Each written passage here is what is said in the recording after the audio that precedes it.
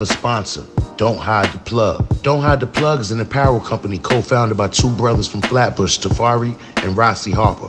Now these two black brothers have created an amazing, inspiring, high-quality brand. Now you see on Infominds, a lot of our content is New York-based. We love New York, so it's only fitting that we partner up with a New York-based brand, Don't Hide the Plug. Now they got some fire fitted hats, hoodies, t-shirts, and I'm feeling the old New York design with the bridge logo. They got the clout joints, the dad hats, and you can also have them delivered to you in the resealable merch by the pound bags too. Now mind you, they might be New York based, but their apparel is for everyone, whether you're from New York, Miami, Texas, Chicago. It's a grassroots movement. Get in tune. And they offer free shipping on all domestic orders of $75 or more. But if you enter the exclusive InfoMinds promo code, you'll get an additional 10% off at checkout. You already know I ordered my package. My package is on its way. So I'll be wearing and showcasing the Don't Hide the Plug apparel in my next live. Go out and support these brothers. Check out their website. I put the link in the description box. Don't Hide the Plug.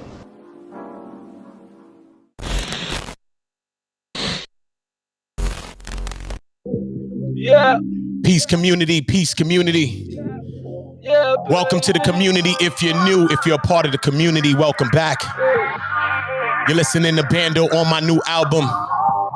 Today we're gonna have a really, really great dialogue talking about some of these toxic men that's disrespecting women and children. And I have a live guest that's gonna talk to me and us about that. I wanna treat you like my bando, my bando. I wanna grind all night up inside and keep you coming like my cash flow, my cash flow. And girl, I only wanna spend. Y'all drop a like on the way in. We on the build up. A couple of y'all make sure y'all drop y'all like, start sharing. Everybody start sharing because this is a conversation that we need to have. And we have a live guest on with us today. Damn, baby. We got to support our women. Body off the chain. You don't need dependence. I'm the one you claim. You don't need dependence. And you never change. Every season with it. You never lie. Ain't no treason with it. You give me a feeling like Jack Leeso. My piece is hitting. I hit a lick. I drop a bag. I break you off. I know they mad. Damn, baby, just pull over. Right here, just pull over. Gangsta shit, she put my hood over. Gangsta loving with the gun on me. Put so tight, feel like a nun on me. I'ma beat it up, don't run on me. Damn, baby, you can come on me. You can come on me. You can come on me. Give you hoes in my mind, you can hit me up. Salute to y'all, man. I appreciate everybody. First of all, Jaffe Joe for everybody. Jaffe Joe for everybody. You already know. Welcome to the community. If you're a part of the community, you've been seeing the topics and the titles that I've been covering and I've been dealing with. I'm talking about the disrespect of us. You know what I'm saying? Even the men towards the women. You know, me being a man, that's what my angle is. You know what I'm saying? I'm not here to just strife with women. I'm here to deal with men. You know what I'm saying? As me being a man. And, you know, being a man is very disheartening. You know what I'm saying? And very sickening to see our own men, you know what I'm saying? Or people that we deem to be men, you know what I'm saying? Supposedly, air quotations, are disrespecting women, and they're trying to disrespect women to make themselves seem strong. Like, I know words and I know vocabulary. So I didn't say be strong. I said seem. You know what I mean? Because you can't be strong by putting down someone else. That just shows a weakness in you. So I do want to Jaffe Joe to all of y'all for stepping in. Make sure y'all drop a like on the way in. All right? Because this is a serious matter. We have men that's out here that are disrespecting not only our women, but are disrespecting children.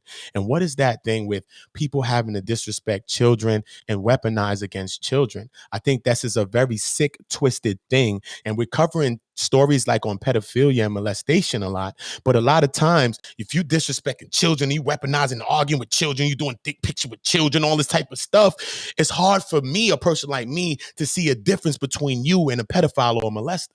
It's very hard because people don't weaponize or hurt children. They don't do those types of things in any shape, form, or fashion. And that's just my feeling. So applause to anybody that feels that same way, even if you don't have kids, man. And you really feel like that, because we always say the children are our future. But Are we really acting in that same manner? So I do want to bring on a very, very special guest today, you know what I'm saying, to talk about a story about one of these said people in question. I have KK live with me. Shout out to KK. Hold up. Jaffe Joe.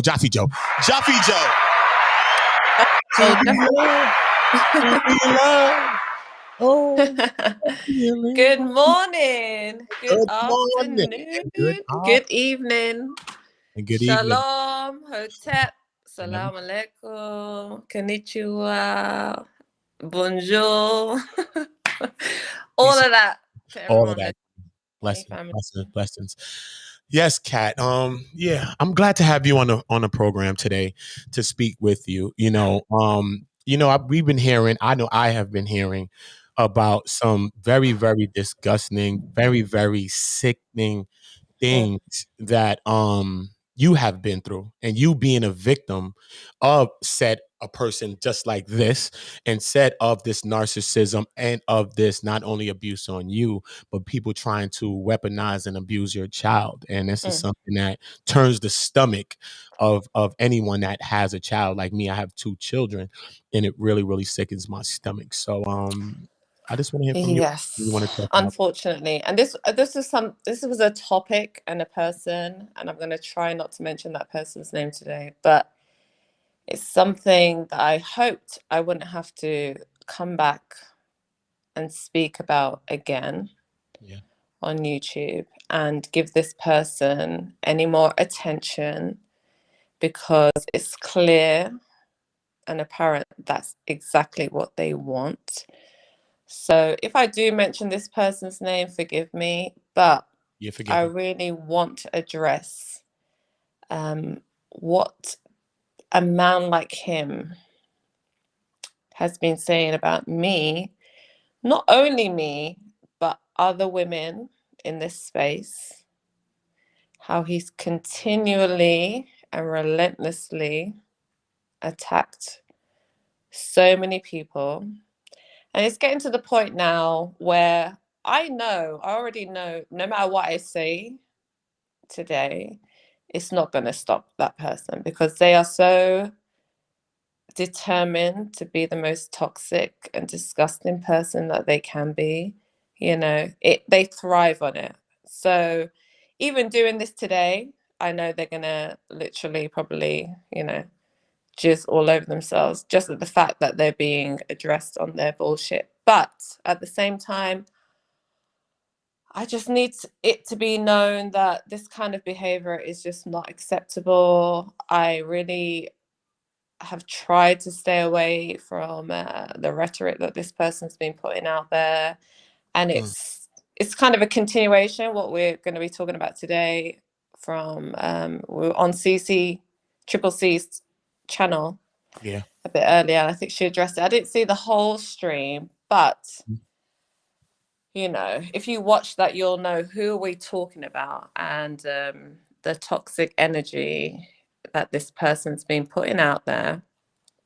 And it's just a shame that, given all that this person says about women, about children, deceased children, disabled children, his threats to kill, he's still being highlighted on a particular channel, given all that he puts out there.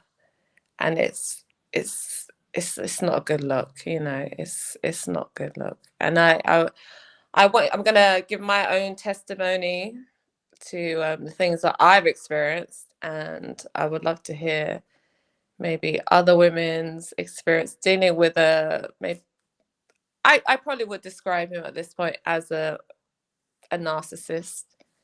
He's so self-involved. He thrives on having attention, no matter how it comes to him. It could be negative. He just wants that, and he continually tries to poke at people and come at people in order to get that. I'm not gonna give it to him directly, but I will, just discuss the kind of things that I've had to deal with, dealing with something like that. Yeah. Oh, it's a lot. It's most definitely. It's a lot. It is a You lot. can take us from wherever you want to go in the story. You can take us to from any starting point. You know, I don't want to just reach in a Yeah, honestly, I don't want to go back too far. I think As I said, most any way people you have, want. Yeah. yeah, I kind of heard, like, they probably know already the kind of the person that I'm talking about and what I've had to endure dealing with that. Yeah. I would have not said anything more about that person. Like, I really don't care what they say about me personally. Okay. But this person has continued to bring up my children's name, bring up my autistic child, okay, my 11-year-old autistic son, specifically, calling him everything that you can imagine, every derogatory word that you can think of, in order to hurt me, you know, and that is what angers me more than anything. You know, someone can attack me as much as they want. They can call me a bitch, a hoe. Yeah. He's been up on his panel talking about me, and supposedly I'm busted it wide open in Dubai. Darling. Okay. Yes, I have been to Dubai a couple of times actually.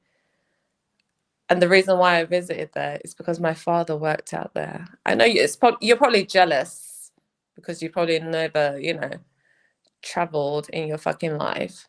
But yes, I've traveled all the world, and Dubai was one of those places. I'm not one of these Instagram hoes that you slobber over. No, I went there for my father and my family.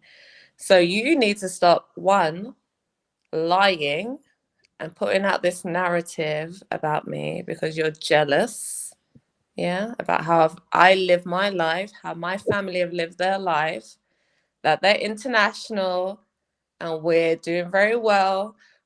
Don't worry about that, okay? Worry about your own life, okay?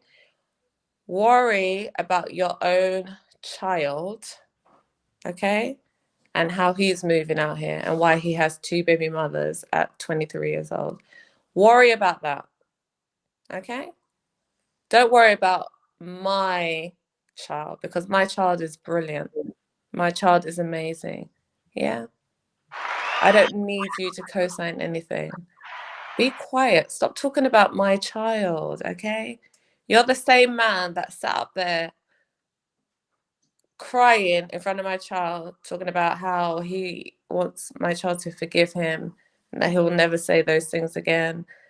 And, you know, doing all that nonsense. And me like an idiot, guys, me like an idiot. I was an idiot. Forgave him for talking shit about my child. Now, I'm telling you, keep my child out of your mouth. But do you know what, Uda? Me just saying that is going to make him want to talk about my child even more. That's how weird this motherfucker is, okay? He's going to want to talk even more about my son, yeah? The fact that I told him not to, because all he wants is attention. But I'm a mama bear. Like, I will get triggered if you talk, like with all women, all mothers. Yeah. Talk about my kids. I will go ballistic. Period. Yeah, don't do it. Yeah. And I said some stuff on a stream that I did the other day. I had to delete it because I was so infuriated with what he said. I went off a bit, but you can't blame me. This guy's threatening my children, threatening me, making fun out of my child. Like, stop it. Stop being so pathetic. Be a man. And this is the same kind of guy who wants to run around here talking about I'm an alpha. I protect the children. I protect women. What do you mean you protect women and children when you're sitting up here talking about women all day long? Okay? Talking about how their appearance, how unattractive you find them. They don't give a fuck what you think about them. You think you are going to make these women feel any kind of way. You're delusional. Yeah? Relax yourself. I don't know who told you you're all that. You're not. Okay? And I don't care who these women, I will always back them up. I don't care who they are, okay? Because you're a piece of shit, and there's no reason for you to be talking about these women in this way because they don't agree with what you're saying. So what? Suck it up, Mr. Alpha male. Yeah? Take it on the chin and fucking move on. Don't spend weeks and weeks attacking the same women because they disagree with you. That's pathetic.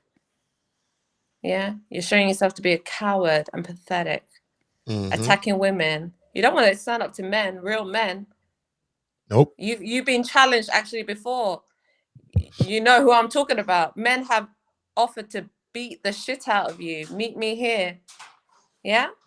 You want to be so tough and almighty? Meet me here and I'm going to beat the shit out of you. All kinds of guys. Black, white, whatever. And you know what? He's always ran from it. Because it shows he's a bussy. He just wants to sit on live talking. But in reality, he ain't going to do shit. And this is the kind of men that I can't stand.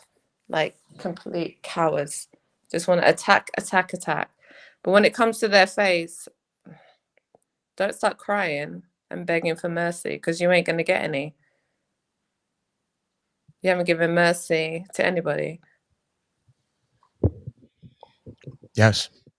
Yes, because he has a problem. I see that he has an issue, right? Cap, he has an issue because somebody came to me and told me that he had a video of me, right? This guy has an issue. Somebody said he had a video of me on his channel, right? But people hate on me. I don't really care. You know what I mean? Because I'm here for the mission I'm here for is really to help my people. And I don't really care about all that stuff. And people are chasing fame and stuff like that. And I've thrown fame away. I don't really care about those things. You tell your soul to get certain things, and people don't understand how this world works. So when I went and seen said video, you know what I mean? And he was trying to get at me because of somebody else, which was a man. But then when I went and said, damn, man, I heard that you was hating on me, brother. Like, damn, now I see it. I was like, damn, man, I hope you heal from whatever it is because you don't know me, obviously. So that's what I wrote was I hope you heal from whatever you're going through because you don't know me. So I don't know what's going on. And in the video, he even said, nah, you was going the right way, brother. But then you went wrong with the bottom feeders. I'm like, what the fuck? What is that? So he even gave me credit in the said video, right? And then on his said video, right, he got double-digit dislikes and got 7 likes in his own channel hating on me. So I'm like, what the fuck? So when I messaged him like, yo, brother, I hope you heal or something, you know, because I don't know it got to be mental health or something here. I'm be studying mental health. So I just said, brother, hope you heal from whatever it is because I know it ain't with me. Sometimes we project ourselves onto each other. So then when I messaged him and said that, the person messaged me back and was like, nah, man, get out of here with all that spirituality. Eat a pork chop. They told me to eat a pork chop. Right, which I don't eat pork, shrimp, crab, lobster, any of those things. So I'm like, what the hell? And I thought that person's supposed to be spiritual. So what the hell you telling me to eat one, right? So that's crazy. But then they just automatically went into talking about you. So I'm like, oh, the person was using the man to get, like using them to get at me. But then the really underlying mission was they was getting at me because of you. And then they try to weaponize it, disrespect you. So that was a very weak emotion. And I have to play a sound effect, y'all. Oh, no, you can't be serious. That is some bullshit right there. Because I'm like, what kind of man does this? You know what I mean? I'm a man. You beefing at me because I'm beefing with another man. All right, cool. So when I come at you as a man, then you should be like, nah, son, what you hating on that man for? Nah, you a hater. And I'm supposed to talk to you like, yo, listen, first of all, why you riding that man? That's the way the dialogue supposed to go. It went right into this woman here before your screen and him hurling insults at this woman here and him saying he's so insecure, right? This queen right here being my channel, like all of y'all queens, you know, I don't come and talk to y'all about nothing, no personal, no sexual, no none of that shit. I really be vibrating on a high level over here and I give y'all all of the applause, right? We all do over here. He like, nah, man, she gonna come on your platform and then she gonna get on a bigger one and she gonna leave you. No, brother, I would love to get any of these sisters, any of these brothers in my channel on the biggest of platforms because that don't take away from me. That don't take away from me. You see what I'm saying? This is the way people think, and these people are crazy. Yeah, and that's how weak men move. Like, I think once he realized, like, I was rocking with your channel. That's scary. That was scary, y'all. Yeah, the psycho eyes came out. The knives came out. He was like, I need to kill this guy. Like, you know, so that's probably why he did it. It had nothing to really do with Sana. It was more so getting at you on a personal level. Because like you said, If it was about Sarnetta, he would never have brought my name up. Yes. No, in no way, shape, or form in that chat, you know. Yes. So you could see why he did that, you know. And Yes. it's funny because, yeah, even when I first discovered your channel, it was through Sarnetta, right? Mm-hmm. There's no problem with me saying that. And no problem with you saying, yeah, I used to mess with Sarnetta. A lot of people used to mess with Sarnetta. But Facts. if people don't want to anymore, then they can choose to do that, right? Yes. We're not going to be held hostage to a channel if we feel like certain people aren't moving the way that we approve of. Exactly. So what are you going to say? You know, oh, because I rocked with him, I'm going to forever, no matter what he does, I'm always going to be loyal. No, that's not the way the world works. We're adults, okay? We can make up our own minds, the people we want to deal with or not. So stop. But that's what they do. They get so petty and they try and bring up, you know, these little sound bites. I could go back and bring sound bites about that one person going in on the person that they're trying to defend. Yes. I can show how these people are licking up these people's crevice. Buttholes. Yeah. All of a sudden have spent years talking shit about this person. So please stop it. Exactly. Stop it. You're hypocrites. Like, don't do it, because we can find many, many, many sound bites of you saying exactly the same things.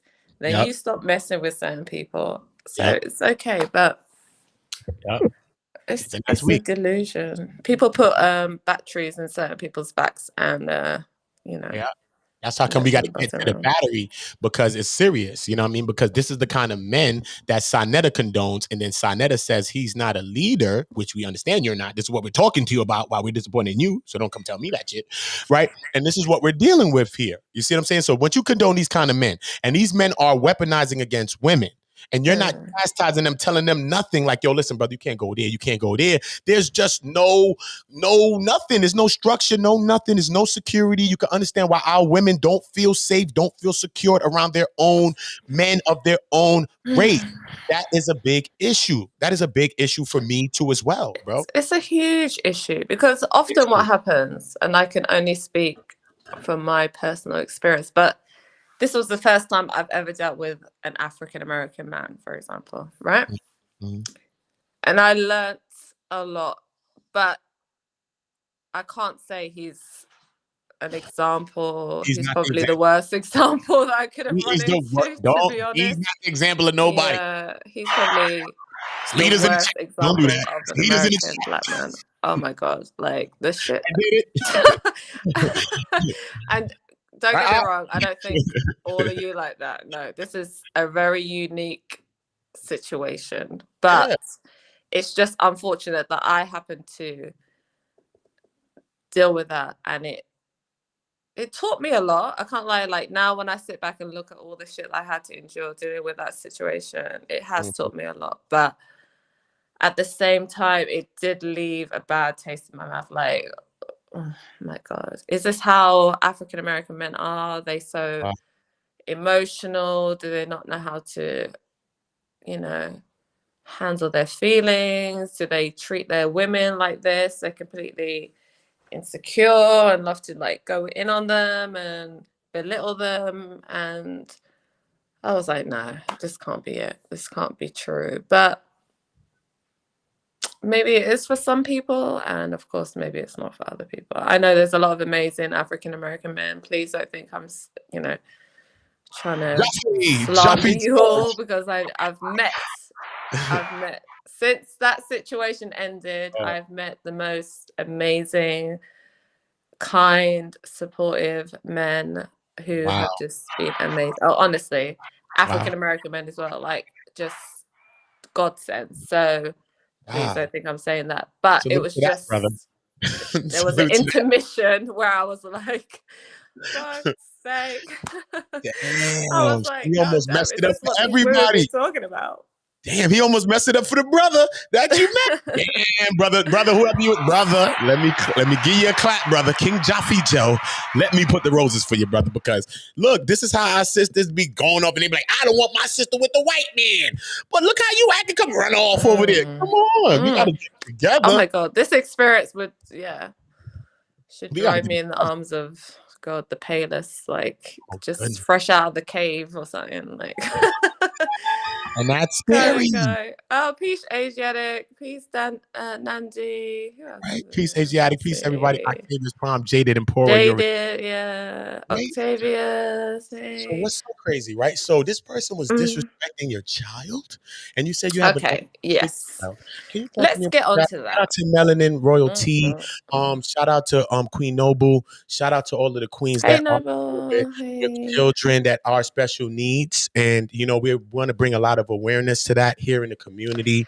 And I would love these kind of queens to put their minds together behind screens so that they can converse and bring more awareness, even if it's just to each other or to the world, or be it here. However, we're going to do that. But we also need to worry about the special needs children, not about children that are nonverbal, because we're talking about molestation. We talk about sometimes pedophiles and things like that. And when we're dealing with cases like that, let's say we have a child that's nonverbal, that means we need to be speaking about these kinds of kids too. I know. But do you know what this guy would say to me? What's that? You know, he'd be like, how about I get my 23-year-old son to come and speak to your 11-year-old non-verbal autistic son? This is the kind of things that he would say. You know, this is the mentality of the man that we're speaking about. Okay, as if that gives you some kind of like power over me. Why would I?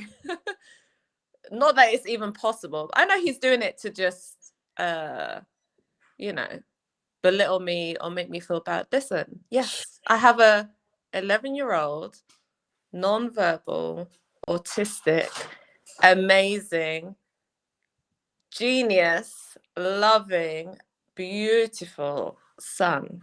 Yes. Okay? I do. Let the carpet roll out. He is smarter than your 23-year-old right now. Okay? You will never, ever in your life make me feel any kind of way about my son. Okay? My son is smarter than you will ever know. And I love him. I will never change him. Okay? It's not going to work on me. Okay? Ask your son, your 23-year-old son, you know, the apple of your eye, why he couldn't keep his Israelite dick in his pants and why he chose to impregnate 2 women within 3 months. Okay? Now, that is a hoe. I don't think the Most High would approve of that. Okay? He hasn't even married these women. Yeah? He's barely making child support. Yeah? Clearly, you didn't do a good job teaching your son how to keep his fucking in his pants. Okay? Don't worry about what my son is doing. Yeah? When my son gets to 23, yeah, and your son is, what, 30, whatever, yeah, maybe we can meet. And my son will beat the shit out of your stupid cunt-ass son, who probably ain't even yours anyway, okay? Because your baby mother was fucking your best friend at the same time, okay? Let's get that straight. Take a DNA test. Yeah, let me say this. Once you take a DNA test to show that that boy is yours, I'll let him talk to my son. How about that? Yeah? Show a DNA to prove 99. Go on Maury if you can't afford it, homeless barber. Okay? Go on the Maury show. Get a DNA test. Now, if that child is yours, then you can speak to my son, because I have this uncanny, weird feeling he looks really a lot like your best friend. Yeah. Isn't that weird? Do that. Do that and then come back and talk to me. That's scary. Yeah, do that. Because your ex-baby mama was a hoe. And she was fucking the neighborhood. Yeah? At least I know what came out of my... And it was amazing. You spent 12 years with a woman without any child? With your mamza? right? You were with that woman for how long? And you didn't bust one worthy nut the whole time? And didn't produce anything out of that? Nothing? In 12 years? What was she like? She was on some, either she didn't want to have your child because she knew she didn't want to ever produce a demon like you, and she was just using you for everything that you had, yeah, and what she kept when she booted your dumb ass out of her house. Hey Maria, you did good, girl. Good for you. He's still crying about that shit today. You did amazing, girl. You took all his shit right from under him. I love that. Okay. And you didn't manage to produce one child, but you want to talk about other people's children, right? You want to talk about my child. You want to talk about Suave's child. You want to talk about CCCTV's children. Where are your children? You don't have any children. Even that son of yours, I'm not even going to disrespect that boy because do you know what? He was raised a lot better than this bitch, okay? He actually has some manners, so I'm not even going to disrespect him, okay? But once you can show me that that child is actually yours with a DNA test, then don't tell me you have a son, because he looks a lot like your best friend. He really does. I have pictures of your best friend as well, along with your baby mother and the one that booted you out on your live. Yeah, I have all of them. So don't let me expose your stupid ass, okay? Bitch. Keep my fucking children's name out of your mouth. Okay? You think I roasted you before? No, I really didn't. There's a lot of shit that I kept to myself because I didn't want to get that grimy. But I can get fucking grimy if you keep talking about my fucking child. Okay, you stupid bitch. You lint infested cunt. I will ruin you. I will. And I'll send it to everybody that you wanna you wanna have debates with these people. When I'm done with you, you'll never be around that platform ever again. Okay? And I don't even know why they're even entertaining you. You sit up there threatening people's children, women, their wives.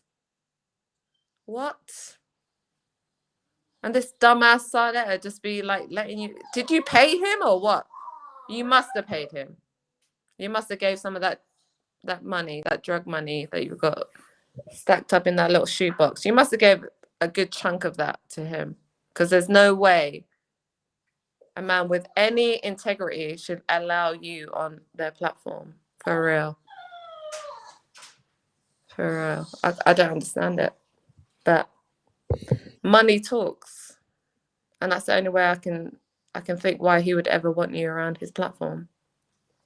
But then again, given the history, maybe he doesn't care. Yeah. That's a good analogy too. Doesn't even care. And these are the kind of men that you champion. We got this next guy over here running around in his underwears, doing all type of weirdo stuff. They supporting this, they championing that. It's a lot of stuff, man. You know what I mean? Nobody's telling nobody to get it in together. Like, come on, man. This is not how men act. You walking around with stripe underwears and all type of thing on the street. Like, what kind of thing is that? Like, what kind of you get up back down and don't I used to respect that platform so much. Like when I started wanting to learn more about like African American perspectives and just see kind of, you know, the kind of doctrines or belief systems certain people were following, and I ran into Sarnetta's channel and I started listening. It was a great platform to hear from lots of different, not Sarnetta, i.e. it was like more the people that he would bring on, you know? Especially back in the day when I started, we're talking about probably 7-8 years ago. And it was great to kind of learn. I took everything with a pinch of salt and I would do my own research, and then I moved on to like watching the Dagger Squad and stuff like that. And they're great platforms. They do bring out some great information, but at the same time, I think their judgment's a bit off, especially with Senator. I think he's made a lot of decisions based on financial gain or popularity, and not really paying attention to how these people really be, moving in real life. Maybe turn a blind eye to certain things, and I think he's feeling the wrath of it now in the last month or so. Mm-hmm.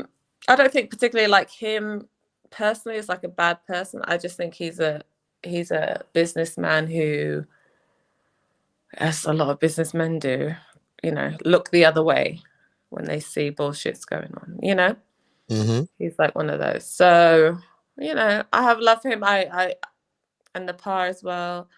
But at the same time, I have to, call out when I see certain bullshit, especially when they have people on panels and try and elevate certain people who have a history of just saying really heinous shit against Black women, Black children, Black men. He's threatened to kill, I've lost count the amount of Black men he's threatened to kill. It's crazy. But this is supposedly a pro-Black channel, and they have a character like that who will pull out his gun, say he's gonna kill you, kill your family, kill your children. It's like, what? Yeah, that's why I say that it's like Frankism. You got to Google what the history of Frankism is, and I'm telling you, when you did with Sinetta, he's like Jacob Frank. Jacob Frank is a Frank. His first name is Frank, so yes, that's what his name is. Frank. He's Jacob Frank Gary. That's his full name now because he's a Frankist. And anytime I okay, he's a Frankist. Anytime I read the Frankism, people are like, "Yo, you got a point there, brother." I'm telling you, Israelite brother becoming on. I read doctrine, but you got a point there, brother. I'm telling you, everybody like, brother, you got a point because he don't believe in nothing. You believe in God because he been banging on Bible and the God the whole time. Okay, he been banging on Hebrews and all that the whole time. Hebrews stand on the Bible. He's been banging on them, doing drive-bys. He put Hebrews on. Darling, I don't think most of these guys who proclaim to be religious Israelites or whatever, I think a lot of them really don't. I think they use it for a lot of selfish reasons. I think they use the doctrine for a lot of personal, selfish feeling, superior to other people. I really don't think they fear the Most High like they pretend to. They really don't. Because if they really did, do you think they would be out here doing what they're doing, calling women this and children this? Unless there's something in the Torah or the New Testament that says, okay, you can say whatever you want, cuss out children, insult women, and you can be redeemed at a drop of a hat. I don't know where it writes anything like because that. Look, let me read a little about the Frankists. Look, do what you want. This is Frankism. Jacob Frank started this thing. Look, do what you want and you will be saved.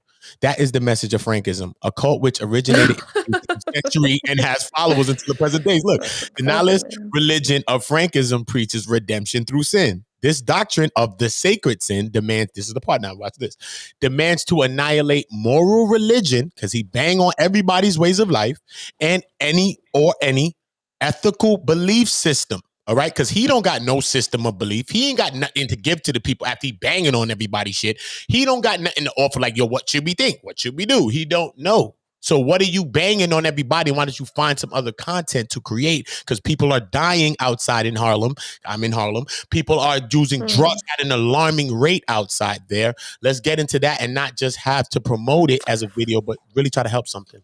Hang on, can you go up a bit? Do what does that say? Do what you want and you will be saved. That is the message of Frankism, a cult which originated in the 18th century and has followers over present days.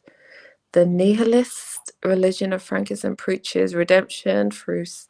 Through sin, yes. Redemption through sin. Yes, he's sinning, trying to redeem us. No, but it says redemption through sin. Yeah. Through Yeah. sin, not good deeds, like through Good actual deeds. sin. No, This through doctrine sin. of the sacred sin demands to annihilate moral religion or any other ethical belief system. If we cannot be saints, let us what? Let us all be sinners. Okay. Because he's This sinning. sounds like He's a some sinner. devil All the things worshipping that he shit. talk about, he banging on the black woman. When I call a black B a B, I ain't talking about all of this stuff. What are you doing? You're causing dissension. He I've said never heard. What is that? Redemption through sin. Okay, I've never heard that before in my life. The true way of the believer is going the path of the evil in order. Oh, okay, going to in the redeem path of oneself the in evil in order to redeem oneself and human. What the hell? So be evil, do whatever you want, and you can pick up Frankism and be redeemed. And you be lit. Frankism praises the redemptive powers of destructive to bring deliverance to the world. Oh wow, that does sound like culture. Jacob Frank, 1726 to 91, foresee what should come in the centuries after him when he said himself, "Wherever I set foot, all will be destroyed. For I came into this world only to destroy and annihilate." Oh, because you're dividing us. You're dividing people. He just did a video. When is this? What happened over there? 1726. You know, he said, listen. There must be some old English shit right now. He's dividing people, though. The point is that he's dividing people. He has a video up from the other day saying about how you feel about dark-skinned women or something. Do you prefer dark-skinned women? You know what? Someone told me. Yeah, it might have been you, actually. You told me he said something like that. I didn't see it. I don't know what. Not that it matters the context, but someone told me he'd said that.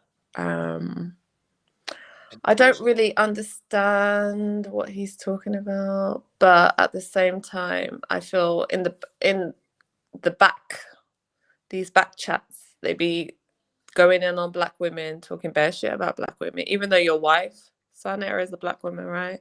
Nepal is a black woman. Your other supposed wife is a black woman. So what are you talking about? Was he talking about black women, or was he talking about dark-skinned black women? Was that the context of what it was? I don't know. Dark skin.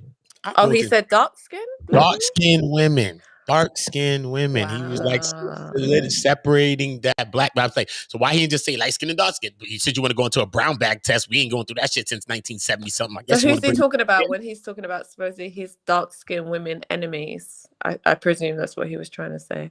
So it's a lot of that. Who's he talking about? Yeah, that's what I be asking. Like, who are these? Who are they? Evil dark-skinned women. Yeah, coming after him. You know what? This is the thing. This is what another thing about this. I see a lot of black men do this. A lot of black American men do this. As soon as they get into an issue with a black woman, suddenly it's all black women. Yeah. They need to turn their back against all black women. All black women are responsible for what this one black woman that you probably did some bullshit too. But suddenly she's at fault and all other black women are at fault. And even if this woman is not even dark skinned, she could actually be a whole mulatto. But for some reason, they find it in their fucking gall to blame it on dark-skinned black women. I really don't understand. I've seen this happen so many times. When they want to do a video about these evil black women, even though the woman that they were dealing with, they had the issues with, was a whole light skin or mulatto or half Latino, whatever have you. When they want to, portray that woman, they'll put up an image of this like crazed, dark-skinned woman just to. And this is the thing, this imagery that they try and put out there to try and demonize dark-skinned women. Listen, light-skinned women will get you together. Mulattoes, brown, light, medium, and dark will get you together if you're a fuck boy, okay? It doesn't even matter, okay? What your preference is, I really couldn't give a shit, okay? Stop putting that, at the feet of black women, okay? If you choose because that woman has like a black mother you want to blame, that's because of her black mother, or that's because of her black ex, or There's always some way to put the blame on Black people's doorstep. Like, stop. Just makes you look weak and stupid and ignorant. Okay, leave Black women out of your shit. Okay, stop. Facts. Stop it. Facts. You know what I mean? Because I get sick of these guys. Oh my God, some of these Black women, I swear, I don't know how you guys. Like mother. They Oh be general. Lord, I swear. Speaking about women in general. How you deal with some of these guys? I really. Sorry, darling, I can barely hear you. Really? Clap for them. Let me clap. You can hear me, Sorry. right? Yeah, No, it's good. It's good. Restream. I just said it's just kind of Sorry, crazy. no, I just don't want to talk over you. I can barely hear. It's okay. What you're saying? It's crazy, man. It's just really crazy, you know. But these people going so strong and they acting like this, but they putting down women trying to seem strong. You know what I'm saying? I'm a man, all right? So I deal with men and men issues, right? I talk to women and try to get them to enlighten themselves, and I talk to men. But as a man, I think that we need to be talking and dealing with our men. You know what I'm saying? This is what I feel. Me personally, this is what I feel as a man. So when women's talking and all that, I'm not here to weaponize it and talk about that. Hey, you do this and all that. We're going to get to some sort of conclusion and some sort of closure. Even when a person's talking at me, I want to make sure that I'm not guilty of any things that they're talking at me, even if they're talking around me about somebody else. I want to look at my own self and make sure I'm not guilty of the same shit that this person's telling me about somebody else. This is how we have to look at life. This is how we have to look at things. We don't have to, it's not just about the blame game, but everybody talks about the opposite sex of whoever they dealing with, or the same sex or whatever they dealing with. So people are going to talk about whoever they deal with. So it's always going to be a call like that. But what I'm saying is people going on real supposed strong, trying to seem strong on the backs of Black women, you know what I'm saying things that you would think European people would be saying. And then realistically, they crying behind the scene and they whining and they doing all the tears in the waterworks. Like if we was playing Monopoly, they be in waterworks. They stay in waterworks. You know what I'm saying? Waterworks. That's what I'm saying. If you're gonna be full blown with the bullshit, then be full blown with the bullshit. Because I know a lot of my friends, they full blown with that bullshit. They mean that shit. They stand on it. They mean that bullshit. And they be like, they girl be coming outside like, I don't know what the fuck wrong with his ass. He believe this dumb shit. So he really believes this dumb shit. And we be telling him like, what the fuck are you talking about, bro? Like, go home, son. Take up or some shit. You stupid. So we get that. But some people don't really stand on that. They acting like this big machismo and all this and this alpha business, but they beta as fuck. Beta as fuck. You know what I'm saying? Sound like some of them want to take over the woman's sphere too. They want to rule that. Yeah. It sounds like they want to rule the woman. Oh, these supposed alphas. They only really want to go on the, in on the women. I want to go over to the women's sphere. Tell these women they ain't shit and blah blah. They don't want to, stand up against actual men and do that because they know they'll be destroyed. Because a lot of men ain't gonna tolerate the kind of shit that comes out of some of these characters. Some of these guys' mouth. No, they're not, because it's so delusional. It's you're pushing it right now. I understand there's problems between men and women, and there's things that need to be addressed and sorted out. But attacking women, talking about how women need to be killed and exterminated and all this kind of shit, like, and same for the women who out here talking about don't have Black children and abort Black babies, like shit like that. No, I can't. Yeah, I can't mess with what you said, Tron? You said you also need to understand with Black men in general, we are expected to be alpha. We are always told to be the leaders and don't express and to show our emotions. I agree with some of those things like that, right? But in the same breath, though, bro, right? All right, we got men that's saying, like Sana, that he said, I'm not a leader. I don't want to be your leader. He said this a couple days ago. So he's saying not no leader. So we get things like that. So that takes away from things like that when we're supposed to be leaders, but then we're running away from the leadership positions and role that we're supposed to be taking within ourselves and our communities. Right. And this is the thing. I've had this discussion before about, this over masculinity. Mm-hmm. If that's a word, but over masculinity that certain Black men portray, that women, I feel like other Black, they just don't buy it, because I feel like you can be an alpha male as a Black male, but what does that come with? Because does that come with power, generational wealth, you know, a supportive man in terms of like being there for their children, or these like alpha males who are like this specific person I was talking about, who is just out here doing nothing with his life, talking about he's an alpha, doesn't take care of shit, don't take care of himself, is barely scraping through, but wants to call himself alpha.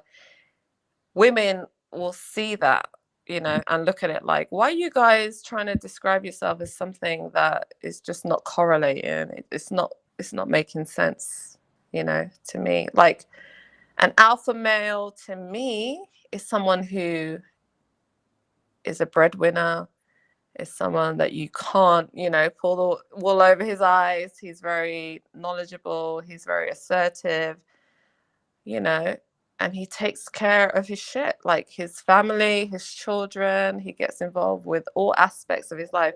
An alpha to me is not like an alpha who just sits around barking at a woman, doing everything around him. Yeah. And while he just sits and plays fucking, I don't know, Call of Duty or whatever, But guys, we have to, and coming from like an outsider perspective, I can see why certain African American women, I do see why they don't respect a lot of black men. I know that's like, it's probably bad for me to say. I'm probably going to get a lot of attacks on this, but I can see what they're talking about. From your own aspect, all you can see is from your own. Because I listen to what they're saying, and I see what they're saying in real life, and then the you had an actions example. that black men take. Not all black men, obviously, but a vast majority.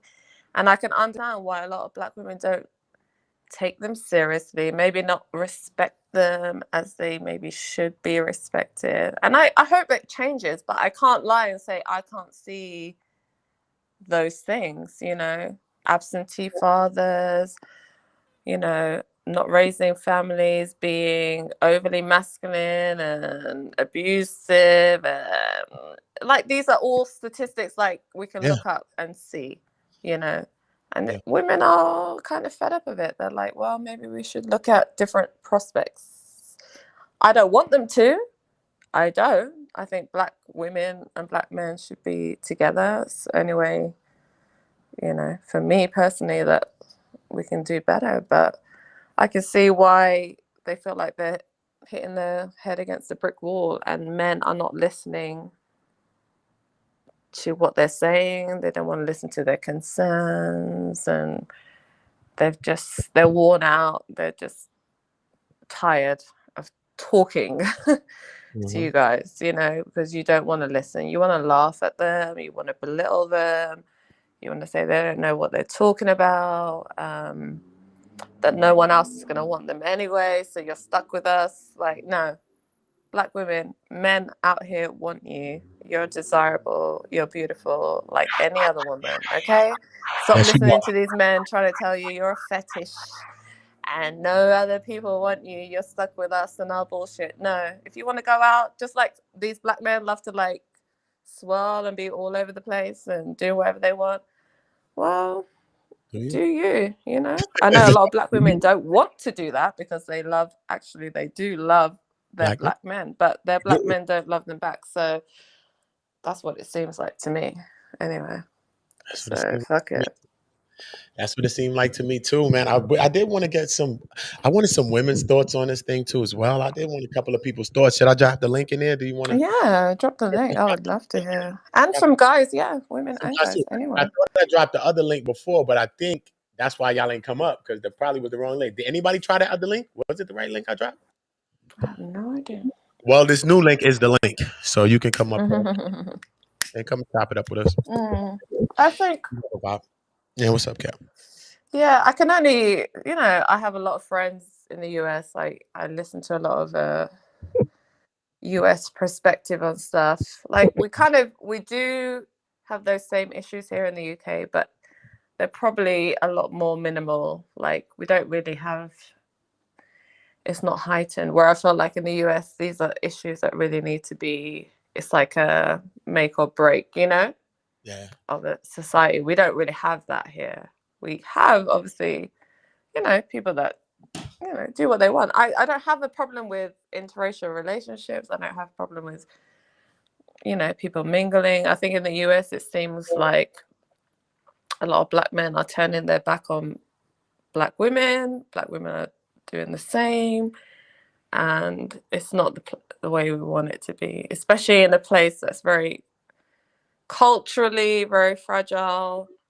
You know, you need to cling on, I guess, to, I think so anyway, to the culture that is there within, and keep it more inclusive. Is that the right word? Or, you know, just stick together more. And I feel like people are just losing hope, and they're just dispersing. They don't want to deal with black people. They've lost hope, and they just, fuck it, I'd rather live in a city with all white people than be around my own people. That's what I hear a lot as well. So I don't know. Yeah, anyone please jump on. I would love to hear from some perspectives and some views. Prime, pull up. You're in poor. You already know your mind. Who up? I want some queens to jump up here with us too. I already know the kings that jump up here and vibe with us and vibrate with us and give us a couple of Trevon, you got some good views in there, man. You know what I mean? You could come up and talk about them. It seems like you have a good perspective, a brilliant young mind, man. I like how your mind works. And the women, don't be afraid to say. Women, don't be afraid. Don't be afraid to speak your minds. Yeah. We want to do that. I think some women are afraid to be seen as like combative or, you know, not submissive. But at the same time, they see what's going on. They see the dysfunction in their society. And I feel like unless they speak up, and men speak up too, then nothing's going to ever change. There's never going to be a,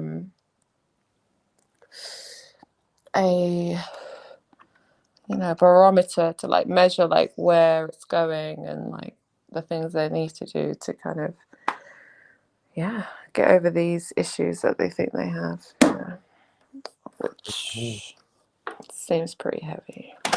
Pretty heavy, and I need everybody to subscribe to Cat on YouTube. I want y'all to subscribe. That is the channel that y'all asking me for. I want y'all to subscribe to that channel. You already know I'm gonna leave that right there so that y'all know what the vibes is.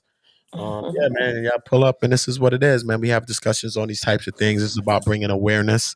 It's about not keeping these things secret. It's about coming out and speaking out and speaking clearly about what you feel, so that we can move forward in our lives and just do what we need to do as far as being prosperous and things like that. You know what I mean? Sometimes we just give people too much of our energy, and we be back and forth entertaining people and that's what some people want. You know, some people only want the back and forth. So you got to understand, sometimes when you even arguing or beefing with anybody, even the simplest level, and it's kind of redundant, it's becoming repetitive, and you be like, wait a minute. And then you see sometimes people do that just to get the rise out of you, just to have your attention.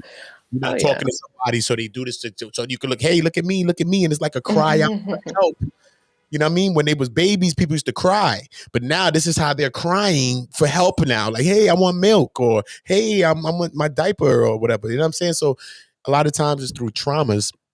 Just want that attention. And that's what, and that's the thing for me. Like, I speak to a lot of, you know, African American people. I'm friends with a lot of people. We speak, you know, away from YouTube, and I know they're amazing. I know they're amazing people. They're strong people, and they want to see change. I think most of what they express to me is like a frustration that there's not a collective effort to kind of get things done. I think that's what frustrates a lot of them, you know, and they would love that. They want to see change, and I think a lot of people do as well. But for me, I can only be there to like listen and maybe give my little 2 cents. But I always understand my place. I haven't experienced what other people maybe have experienced. I haven't dealt with, you know, I've dealt with my own hardships, but it's different, you know, it's probably not comparable to other people. So I'll never be like, you know, I can really understand where a lot of this animosity comes from, but it's there, and it's caused issues between men and women, and there's this struggle for power, it seems. Yeah, so it's a lot, yo. This is a lot, but I see you as a strong queen. You know what I mean? Shout out to all of the queens. Hold up, Joffrey Joe. I see you as a I strong know. I am. chat. You know what I mean? And after when you're dealing with after dealing with a person like that, you know what I mean, whether it's long distance or whatever is you in a personal relationship, and you're dealing with these kind of like narcissistic minds that's trying to beat you down, because some men know that their woman is mad strong, mad beautiful, mad all that, and anybody will want their woman any day. So if she walk out the door and say "fuck you" the door, the neighbor be like, "Sister, you can come in here. We're move your shit over here." So people be knowing that, so they try to beat down the person so that the person feel weak and insecure, so that they feel like they can't do things, or nobody does want them, or this is the only person that is dealing with them. And so it's like kind of like a reversal thing, right? But so after dealing with this, right? And just to let you know a bit about how this person that we started off talking about, okay, cool, dealt with me in terms of like, I couldn't even have a conversation with somebody else, or accusing me of, whatever. So that's how I thought that we was doing something or something, because I'm like, what the hell's wrong with this man? Yeah, it doesn't surprise me at all. He gonna leave you for a bigger channel, and she gonna leave. Right. Why are you doing all of that? Something Like she we're gonna like, everybody comes and go as they please here, man. What are you talking about? The person gonna leave me? What's wrong with you? He said this is on his channel. Along this year that I messed with this guy, I belong to everybody. Any guy that came around, I belonged to him. I was cheating with him. I was all the names you can imagine. So it doesn't surprise me if he sees me rocking with you, that he'll be like, his imagination will run away from him. So time you was on my channel, you came and 10 toes down, and Bullets Gotti was talking. You came and you and all of them was talking. That's the time you came, and then you had long. So even in this space of time, you mad at me this whole time when you only came, beat with twin toes and said, "Listen, shut up. I'm gonna tell y'all this blood to you." And remember the time. That's it. And then you was gone. So I don't. Even in that time, he probably was mad and jealous when I never even spoke to you, only the one time, and you came and was talking with 10 toes and Bullets Gotti. That's weird. Yo, that is weird, yo. Creepy sound effect incoming. Yo, that's creepy, yo. That's creepy. I can't believe that, yo. I cannot believe that. Wow. Okay, I guess Camp Cut was just probably had a little technical difficulty, so she'll be right back soon as she pulled back in, I guess. But yo, that's crazy, man. That's sick. Can't talk to nobody on no panel. She can't be on nobody chat. What type of thing is that? To all the women and the men, when you find yourself in like people, even the young people. You know what I'm saying? You find a person being like this, being mega dopolis, being mega like possessive, and those types of things. Those are flags. Those are flags. People are meant to beat people. Men will meet women and men. Women will meet women and men. You have friends that's women and men, bro. Like, what the hell, son? Nobody's going into a hole. You expect to not to have no male friends? Serious? That's crazy. That's crazy. So that means anytime she's talking with a male, it's going to be jealousy, it's going to be violence. That's the only thing that could equal. It's violence. Those are red flags. Just Jaded. Red flags. Red flags up from Jaded. Make sure you. Sorry, did I jump off? Listen, anytime you're ready, Queen. Hold up, but since you came back, Juffy. Rose is on the floor for everybody in the chat. Rose is on the floor for Cat. You know how we do it. Yeah, make sure you subscribing to Jaded Empora. Make sure you subscribing to Octavius Prime, man. Support to those kings, man. Nothing but love for those kings, man. High vibrational kings, man. That's what I love, man. That's what it's all about, man. But yeah, man. Damn, where was we? What we talking about? Damn. Yeah. Damn. So the man. Damn. So he didn't want you to do nothing possessive, this and that, man. Damn, we seen you next to a young Sam Cooke like me. He's like, damn, Marvin.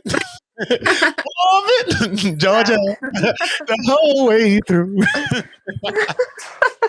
Damn, brother. You're like, oh hell no. Oh hell no! This nigga trying to bring the community one and all that. Hell no! He sound like Sonetta. These motherfuckers trying to make it one and bring the community one and not bring me a part of it. Fuck yeah!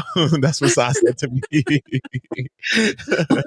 No, I'm not mad. So you see I laugh at what you do. Positive energy over here. That's what it's Wow, yo, brings nothing but negativity. Wow. So, Yo, like, and you was with this he's person for actually like going a to year. change, be on a positive, like, oh Fact. no, he can't have that. And you was with this person for like a year. So wow, just imagine this level, man. Damn, yo, that's crazy. That's crazy, You can man. imagine how I was beaten down. Oh my God. Yes. And manipulated. Wow. Yes. Yes. It And you was probably was blasting off on other people because you needed to get that frustration out too, because you being pent up. And we have that pent up frustration. And that's coming out somehow, some way, man. Wow. Yeah, man. You were saved. You were saved, sister. One day I had this conversation with these 4 women. They was all talking, and one of them was talking about getting away from an abusive relationship. And one of the women was Jamaican that were talking to the woman that was abused. That woman was from some islands, but the woman that was talking to her, to the woman that was abused, was from Jamaica, said, "Gal, you get where? You save yourself, gal. No worry that. Them bad man, them, you save yourself, gal." And they was high-fiving. They said, "Yo, you saved yourself, girl. You saved yourself, woman. You got away from that abusive man." Yeah. And it didn't get because I can't even, make it seem like it was that extreme or... What's extreme and what's not extreme? Bringing children is extreme. Talking about my children is extreme. The most. I've never met a man. Aren't you doing that? You're not gonna level down you. We're not gonna level you down. You didn't put a hand on a person, but you never had a physical relationship with the person because y'all had a long distance relationship. If I was there, I swear I would. I'm not even gonna say, but Lord Jesus. For my children, don't do it. Don't attack people's children. No one talks about your supposed son or your little your grandchildren. No one brings that up because they have this decency as a human being. Stop it. Stop.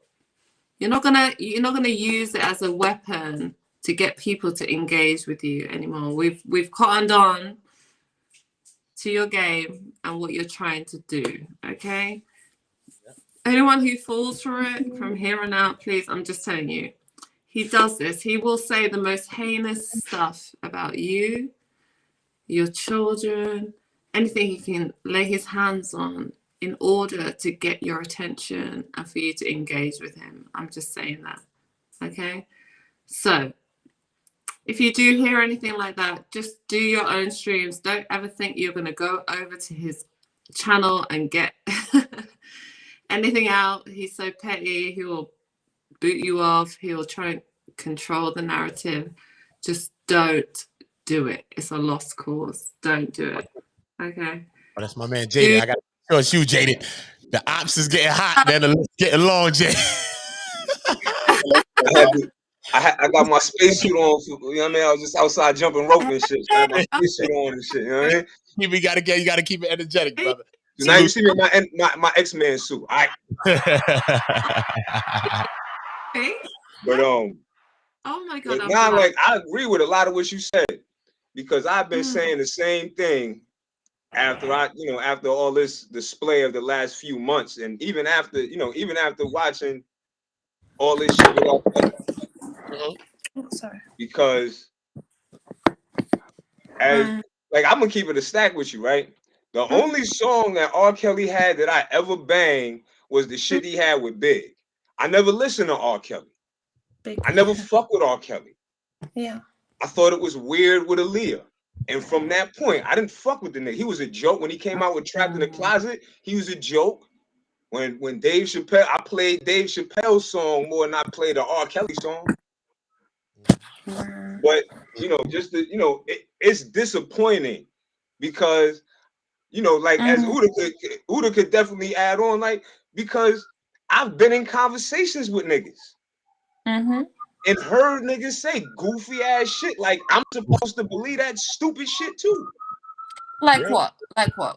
Do they say to you it's okay to deal with a certain age group of females and not be made to feel like they are being predators? I'm the kind of guy that you really can't say shit like that around. So no, nobody's ever like really like said no goofy shit like that to me in person. But I have heard things like, I've heard some weird oh, shit. you don't need to commit to a woman unless you get pregnant. That's stupid. Yeah. You know what I'm saying? Like that's ass backward and stupid. But I know that there's a lot of black men who feel like that. Yeah. Sorry, what is your name? I didn't catch your name. I'm jaded. Jaden. That's a description. Oh, okay, sorry. And you know what? I feel like what you're saying is exactly how a lot of and I'm saying not black people, or well, I know some people say it's black an people, American sentiment. American people, yeah. But we get the worst of America. Yeah, they have this way of thinking, and it's so crazy because I used to talk to a lot of like manosphere type guys, right? And it was funny how I realized how anti-marriage they were and anti-family they were, you know, talking to them. Even though, sorry, go on. No, I agree. I'm just agreeing. I'm listening and I'm rolling the joint, and I'm agreeing with you. Yeah, all they would say is, well, you never know how this is going to end. It was always like this, you know, the end game is all they thought about, because at the end they might be brokenhearted, they might get some of their property taken away, their children might be removed out of their care. It was always just like looking at the end. But how about you being a good father, a good provider, a good husband? So well, it probably let me ask you this, right?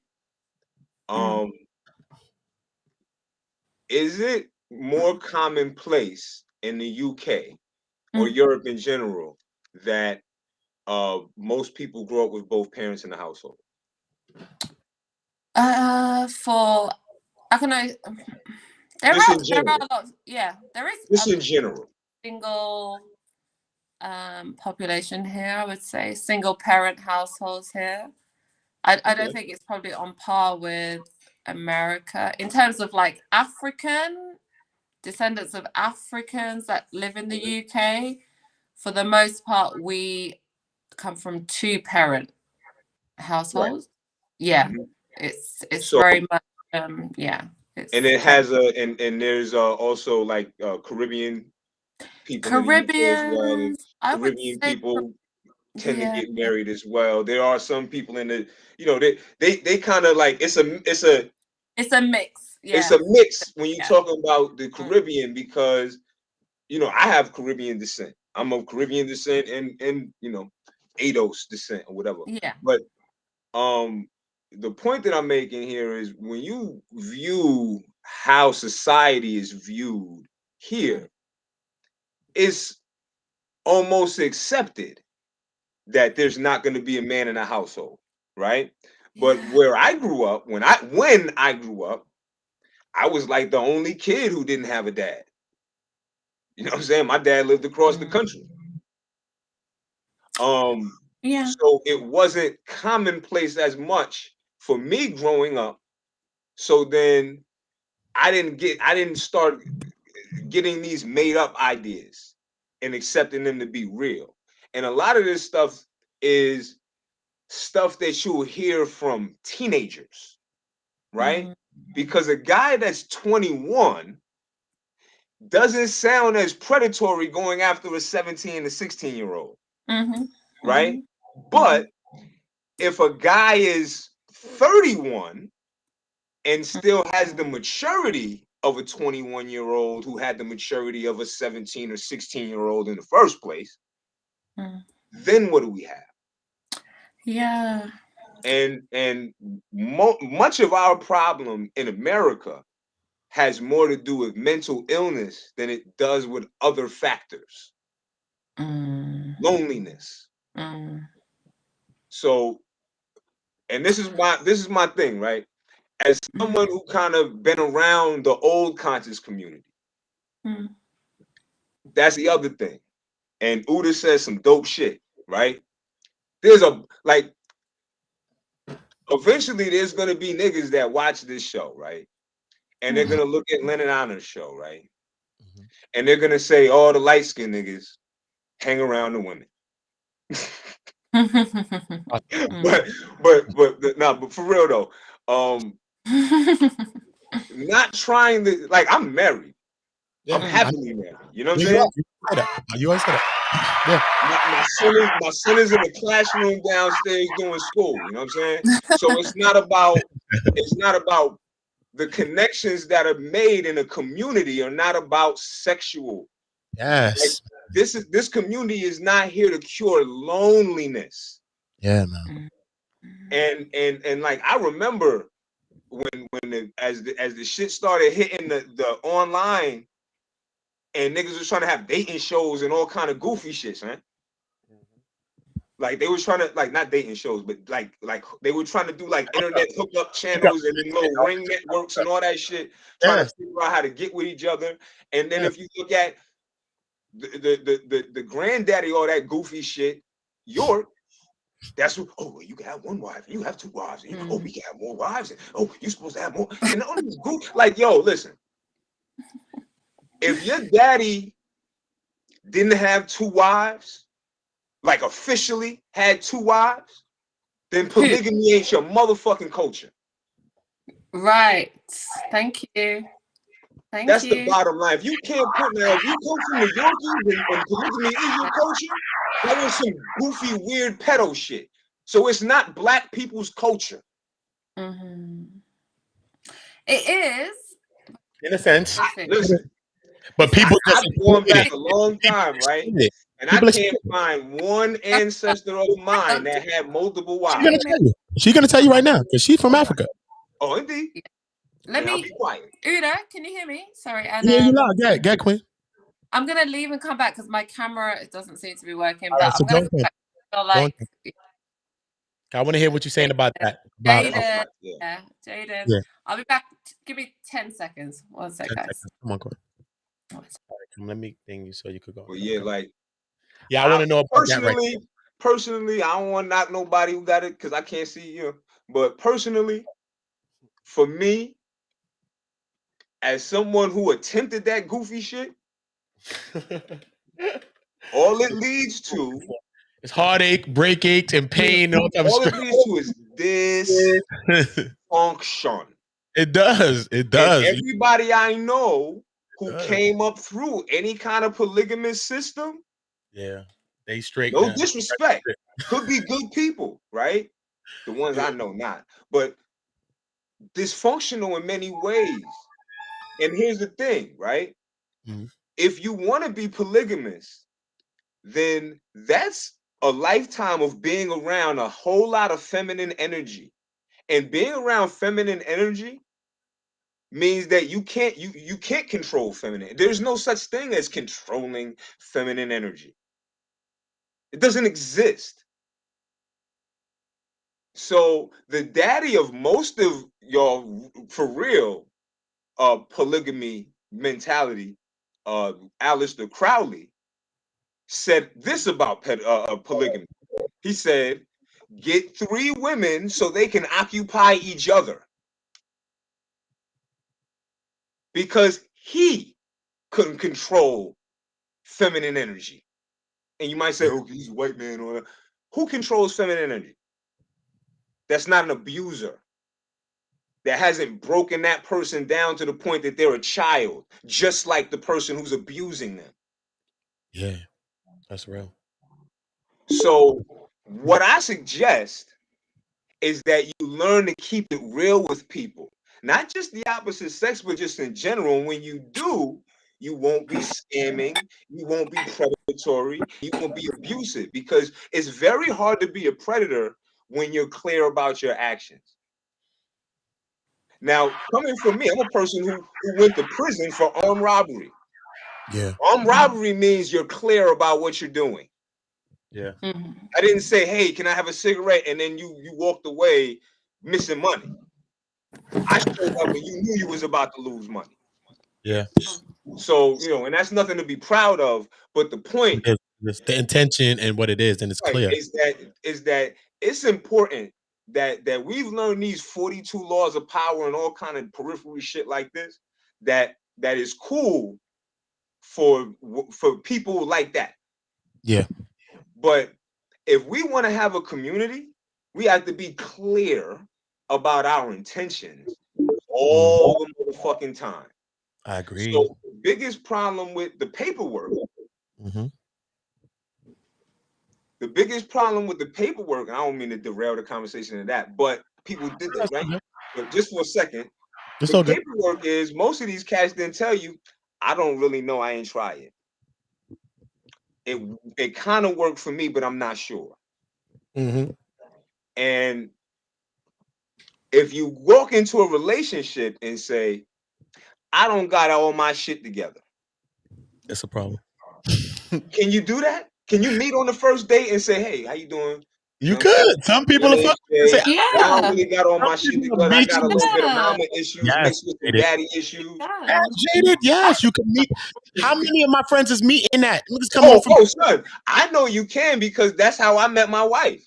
And then, I'm an asshole. And they got the nerve to be on here. Women are very. That's the thing. I think you guys seem to have this impression, that women want you completely together and all the way straight. No, actually, women enjoy building with. Yeah, they love having that project experience. They don't expect you to have it all together. You know, right. And check it out, right? If you have to run game on the opposite sex, you probably shouldn't have sex with them. Right. It's true. But if you have to pretend, I don't, you know what I mean? Like, I'm not saying that maybe there's an ex-girlfriend that probably said, well, John, but the point of the matter is, as the guy with gray hair, I promote being forthwith. For me, I can only speak for myself. When I meet a guy, I don't ever expect him. Probably maybe now I'm in my 40s, so maybe I have a different perspective of what I expect from men, like around my age group and what I expect them to have. But in my 20s, it was very different.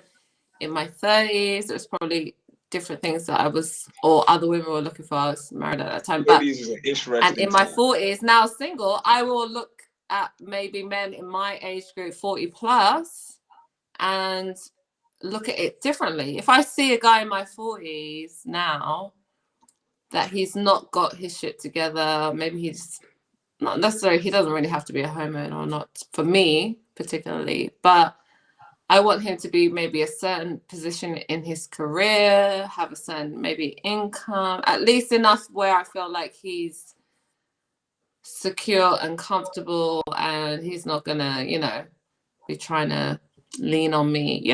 That's really all it comes down to. I don't really have all these. To be honest with you, I'm gonna always be silent on the dating conversation. Yeah, even if he has children or whatever. I don't understand it. I say like this, for me, the moment that my first child was born, I didn't I might go out we all go out as a family, but I kind of don't date any. I don't even that mentality kind of left me. You know what I'm saying? So I can't even help. That's the whole thing. People have this thing where they're looking for the answer for how to go about doing something that's natural. Yeah, you know what I'm saying? But I agree with you though. I agree with you that as you're in your 40s, if you're dating, then you do have to have different standards than someone in their 20s or their 30s. Yeah, you have to. But if you're in your 20s or your 30s, you're doing well if your standards are similar to the person in their 40s, though. Exactly. I just want somebody more and that should be the thing. Who's stable. Like you say, you're not really into that club scene, going out and doing all this kind of stuff. Yeah, it's a different ideal that I have opposed to what I had maybe in my 20s. Looking for more of a home kind of guy who's has a little 9 to 5, comes home, and just like an easier life. We're not trying to really grind hard like that. The Our life careers, that people in maybe their 20s say is managerial, boring, basically. or director. Like we can just chill. Like all my minions are gonna do all the hard work. We're gonna sit back and we're gonna let the. I'm just floored by this, right? As me in my 40s and knowing where I'm at, and I'm an active, I go exercise and all that, but just knowing like what my desires are at 40 as a parent, right? And all this other stuff, right? I can't even understand all these guys that are my age and older that are like in this mentality where they gotta, every person they meet, they gotta try to work their way into, you know what I mean, in a situation they even trying to for what? You know what I mean? Like at 40, like everybody's annoying to me. Like yeah, you get tired of a lot of stuff at a certain age group. I'm just saying. I want to hear Octavius. What's up? You hear us on what? What's going on, man? Jump on in here, man. The water's warm, man. Jump on in, man. What's up, Octavius? What's going on, my brother? What you thinking about anything about anything? Know something, brother? Yeah, man. How you doing, Jay? I ain't seen you in a while. I've been lurking in chats and whatnot. I've been around. I had to get you should have been at the treehouse today. That little one we did, I had to get sleep, man. You heard Jada? What'd you say, Ak? What'd you say, Prom? No, I didn't hear what he said. Now, what you said, that little run we did a week or so ago and shit, I had to get sleep, son. I was white. I don't know how y'all do it. Y'all live sometimes be like, yo, I was live and I be listening and be like, yeah. I fell asleep on live the last 2 times. Oh, that's all good. That's all good. Boss. What'd you say earlier? Boss, son? Yeah. What'd you say he missed earlier, Prime? What'd you say he missed? Oh no, I did the Shaka Atmos impression. Oh yeah. He missed it. Oh, that was hilarious. Yeah. I thought that dude on the replay, son. That shit was funny as shit. Octavius does the best impressions. Yeah, that's funny, yo. That was funny. That was good. It's some people I can do an impression of, but I'm not doing it online. Like, yo, son, I think Shaka's having a concert today. I think she thought it was you the whole time. or Shaka the whole time. Yeah.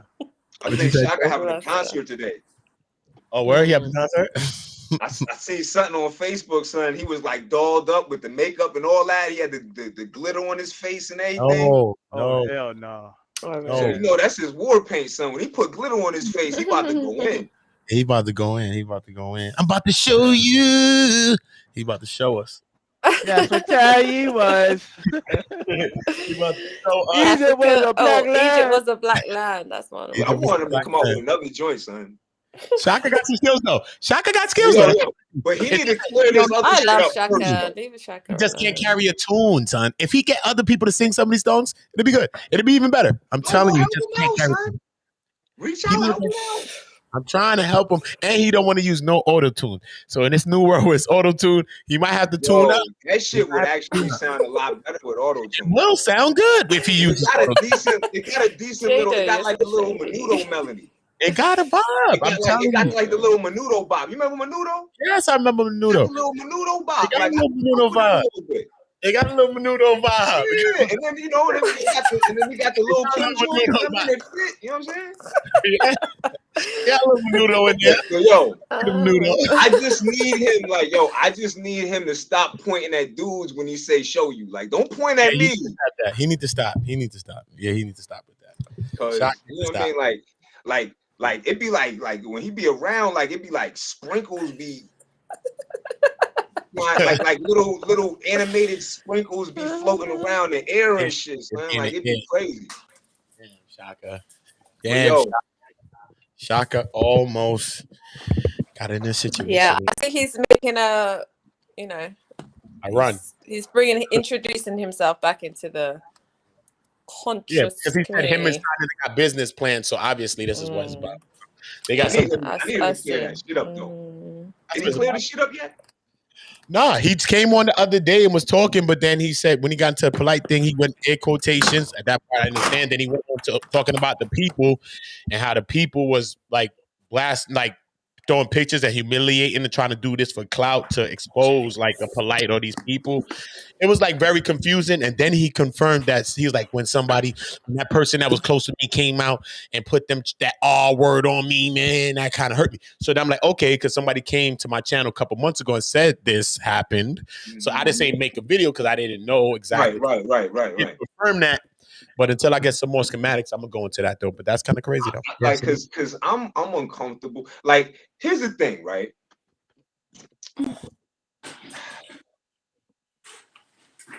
It's hard to say, but there's this notion that every time a woman is harmed, that there's a setup. Yeah. And statistically, that isn't true. That's not true. No. And I don't know about historically. Okay. But historically, I don't think that it can possibly be true that every event was a lie. I just don't. You know what I mean? Now, I know that there were different circumstances in which you may have had a consensual relationship and got caught back in the day. But today, that's not the case. So I don't see this being a setup. You know what I mean? Yeah. Now, I'm not gonna throw it out the window, because this is the thing about it, and this is the hard part, right? Mm-hmm. If you are abused, Mm-hmm. you have to go to the authorities. Yes. Because bringing it to us, bringing it to the community, right, is the wrong. Like, once you bring it to the authorities, then you could bring it to the community. Yeah, go through the proper channel. I totally agree. And then, like, this is like the sister that's dealing with Eugene. Like, she did the right thing, and then people are trying to make it as if she didn't. And that's crazy. And you know, like, I don't know if the nigga gonna weasel his way out of it. I don't know. I don't think he will.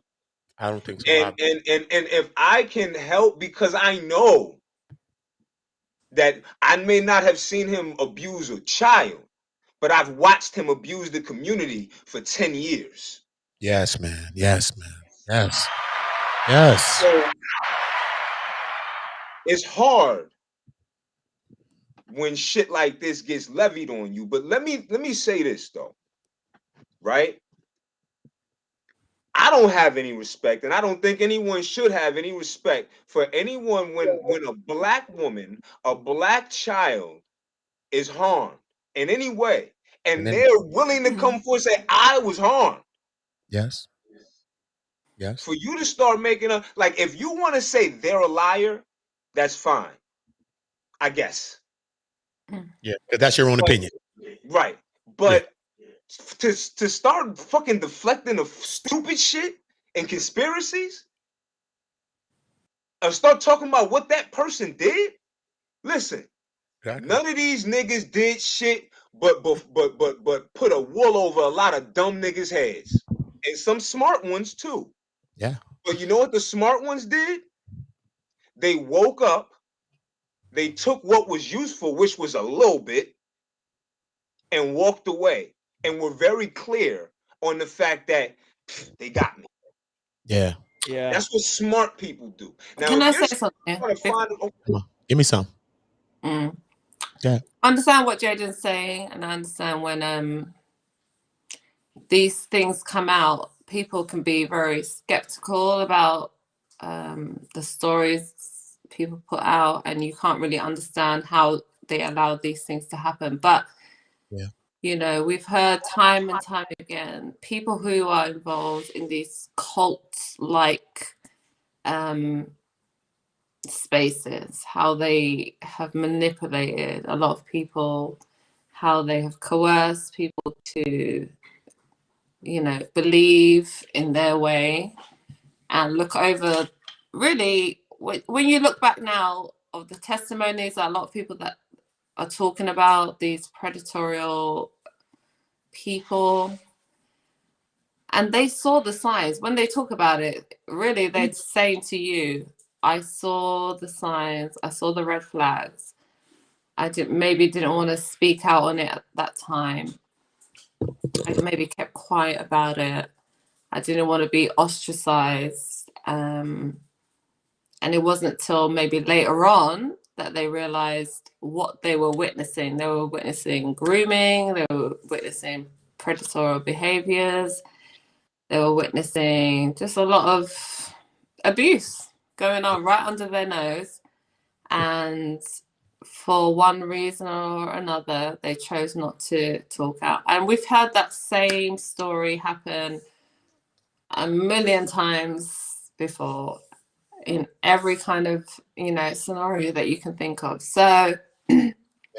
I understand that. But to say that these people, because with abuse, I think a lot of people don't realize, like, people are made to feel internally guilty or made to feel like it's their fault, they're feeling, they're thinking of it in a wrong way, they've internalized it, they've made it to be something that isn't real, and this is how they get away with a lot of this stuff for a long time, until people put two and two together, and usually it's outside forces that come in and see what's going on and put a stop to it. And it's a shame within the Black community all over the world, sexual abuse is rife, and we need to be realistic about that.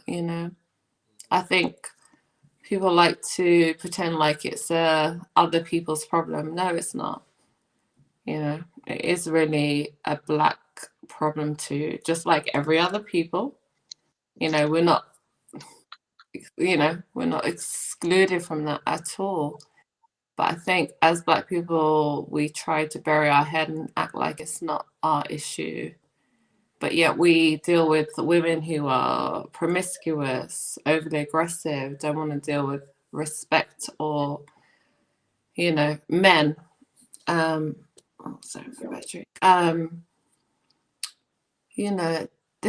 These are issues that come later on that show themselves, because of a lot of these females, I think, have gone through these kind of abuses, and it's been, brushed under the carpet. They don't want to deal with it, and then they want to worry about it later when it's like, why is this woman so angry? Why is she so promiscuous? Or why is she this and that? Well, you probably told you why at 14, 15, 16, but you didn't want to listen to her then. So now that she's in her 20s and she's acting the fool and being out here doing whatever, I mean, we gotta have a space. Yeah, where, you want to where call her aggressive. these children and these sisters can come together and not come together, but come and be believed. They gotta be like, we gotta believe. And if we start believing these girls, then some of that anger and aggression doesn't even have to be formed. You know what I mean? But how can it not be formed if you're not addressing the issues when they're happening? Because a lot of the times I feel like they don't do it at the time before these behaviors are really instilled in them. If you're not going to address it, you can't address it years later. You need to see the signs. And I think a lot of people it's hard to see the signs as a parent. Yeah, like it's not happening. But it's hard. But like when I say we, I feel like some of the conversations that are had around children and young people, we don't take into account the impact that they have. Some of the decisions that we make, like what do you mean? Here's a perfect example, right? Here's a perfect example. This morning, I was all frustrated. I was all flustered and kind of moving around fast as we were moving late. I got my son in the back seat of the car, and I accidentally ding this lady car, right? Yeah. And I'm heated at myself. Yeah. Right. So the first thing I did was check myself because it's my fault. Yeah. And then I was very accommodating to the woman and I broke my joint. You know what I'm saying? Trying to fix the lady bumper and all that. You know what I'm saying? Yeah. But then I'm just heated and I'm just frustrated, and I had to pull my son to the side and said, like, yo, when I lose my temper, that's a flaw. Yeah. That's something that I'm doing wrong. Yeah. And I know that it doesn't exactly touch on the point, right? But the issue is that when you make a mistake as a parent, you got to be accountable For it. because our children watch the little shifting around that we do and they adopt it, or they say this is how the world is. So if you know what I mean, like, so if you do something wrong to your child, if you wrong your child and you're not gonna hold yourself accountable the same way you'll hold them accountable, that's how they view authority. Yeah. So then when they walk out into the world, that's how they interact with authority. Of course. Like, whose job is it? Who's gonna hold your child accountable? If you don't teach your child, you know, certain measures they have to do, you know, or the way they should behave in certain situations, or what is acceptable and what isn't. The only people that are going to teach them that is the law, you know. Right, When you get out, yeah, that's peers. And you that's know what I'm why saying? a lot of the times when a parent doesn't give their child boundaries and restrictions, what happens if they don't do that? Then their children are running ragged. Then it's up to the law or social services or whoever else, the education system, to correct your child. And it shouldn't be like that. Like, our job is to teach I our got children, corrected in the institution. those basic. Now, I remember at 7 years old, I love video games, right? So at 7, I found out a little money stash that my dad, or I think it was either my dad or my sister had, and I found $50. So I took that $50 and I went to the arcade. This back in the 80s, of course. And I broke that $50 down, and I was having the time of my life. You know For hours, probably. Yeah. Rich. I was having the time of my life, right? So it couldn't get no better than that, right? So some kind of way it got back to my father that I was at the arcade playing video games and spending all this money, and I had to come home. And this wasn't the first time I did some stealing. You know, I stole $20 before and got away with it. Nobody even noticed. So after I come home, you know what I mean, I get the ass whooping of my life, right? But after that, it let me know that this is the repercussions for being sneaky. You know what I mean? And I think when it comes to like child predators and people like that, they get off on being smart and sneaky and being that con artist type. And so like as they get older, when they don't get punished, these are the kind of men that run game on the conscious community. You know what I mean? Always trying to come up with a new concept to run game, get a following. Like just for example, you're now they talking about Egypt and Israel and all that is in the United States with no proof or nothing. You know what I mean? Like just came out their ass with it, right? So these, you know, you got the Aboriginal thing and all that, right? So you know, it's that same mentality. But when you see these same kind of guys in the conscious community that use these fictions and these twistings of truths in order to get followings, it's not surprising when you understand the predator mentality when you see child sex allegations or molestations and rapes and things like that, because these guys it's a mindset where I can get away with this. I can get I'm away with smarter it. than everybody. I Everybody's can tell them this and they gonna listen. Yeah. Yep. Yeah. Yeah. And when you I can run the couple finesse. Yeah, I can run the finesse. right. And then when you couple that with trauma, yeah, when you couple that with childhood trauma, then you get it, you get these monsters. Yeah. Not just that, with the men that's being overly aggressive with the women, the men that's trying to take out this fucking shit because you done mad at somebody in your past, or you mad because your mom gave you a beating Mad at kid, your or mother. whatever the issues is, Like, that yo. mom gave you a beating when you was a kid. You got this repressed voice that you can't get out, and now you're trying to put down our women based on these same kind of principles. So now this is why we need to call out these people, and this is why a person like Kat right here is on this panel today, because we are dealing with said individuals that is just like this. Okay, Yeah. These things start from a certain level. Maybe you getting away with you abusing up, you talking about people, because everything is not physical. When we talking about our people and black on black, we always make it domestic violence, domestic. There's abuse is fucking somebody day up. Is abuse, mental, emotional, financial, social, all kinds of ways. There's more abuses than that. So there's many forms of abuse. So we just already stick on the domestic sides of the abuse. Nah, there's mental, there's emotional, there's many narcissism that people try to put on you, you know what I'm saying, to bring you down as a person, you know what I'm saying? So this is why we have to speak about these kinds of individuals, shed light on these kinds of individuals, and let them make sure that they cannot hide from these kinds of situations. You know what I mean? We got R. Kelly, we got a person like Polite, and then we got a person like this guy who's in the hashtag on this title. Look at these people. Look what they're doing. They're weaponizing against autistic kids, all types of stuff like that. Who does this? Who does these type of acts is what I want to know. I don't call them people. These are people that have gotten away with some things they shouldn't have got away with. But then just like R. Kelly. Let me say this real quick. But like R. Kelly, for example, when he had got away with that sex tape, everybody saw it and everybody knew it was him.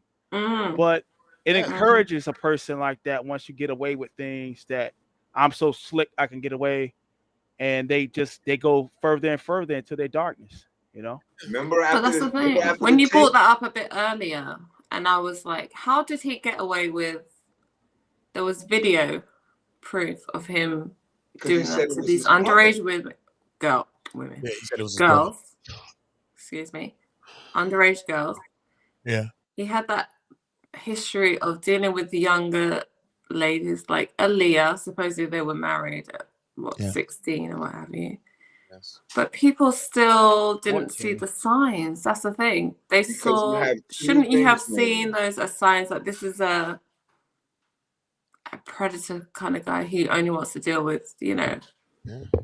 A certain kind of images, right? Yeah. And then you have the younger women who kind of romance the idea because they watched and saw him get away. They do, but this is the thing. And I've had this conversation with other guys. Like, a lot of young women are attracted to older men. We can't lie and act like we have not seen this when we were growing up. You know, all of us, I think, are 40 or close to 40 or older, right? So we've seen we've seen this. We've seen, you know, that especially in like growing up in the 90s or the early 2000s, it was very popular to have, like, you know, these guys be rolling up. I don't know if that happens now, but when I was growing up, we had older men turning up, picking up, you know, younger chicks, 15, 16. I saw it in middle school. Yeah, it was.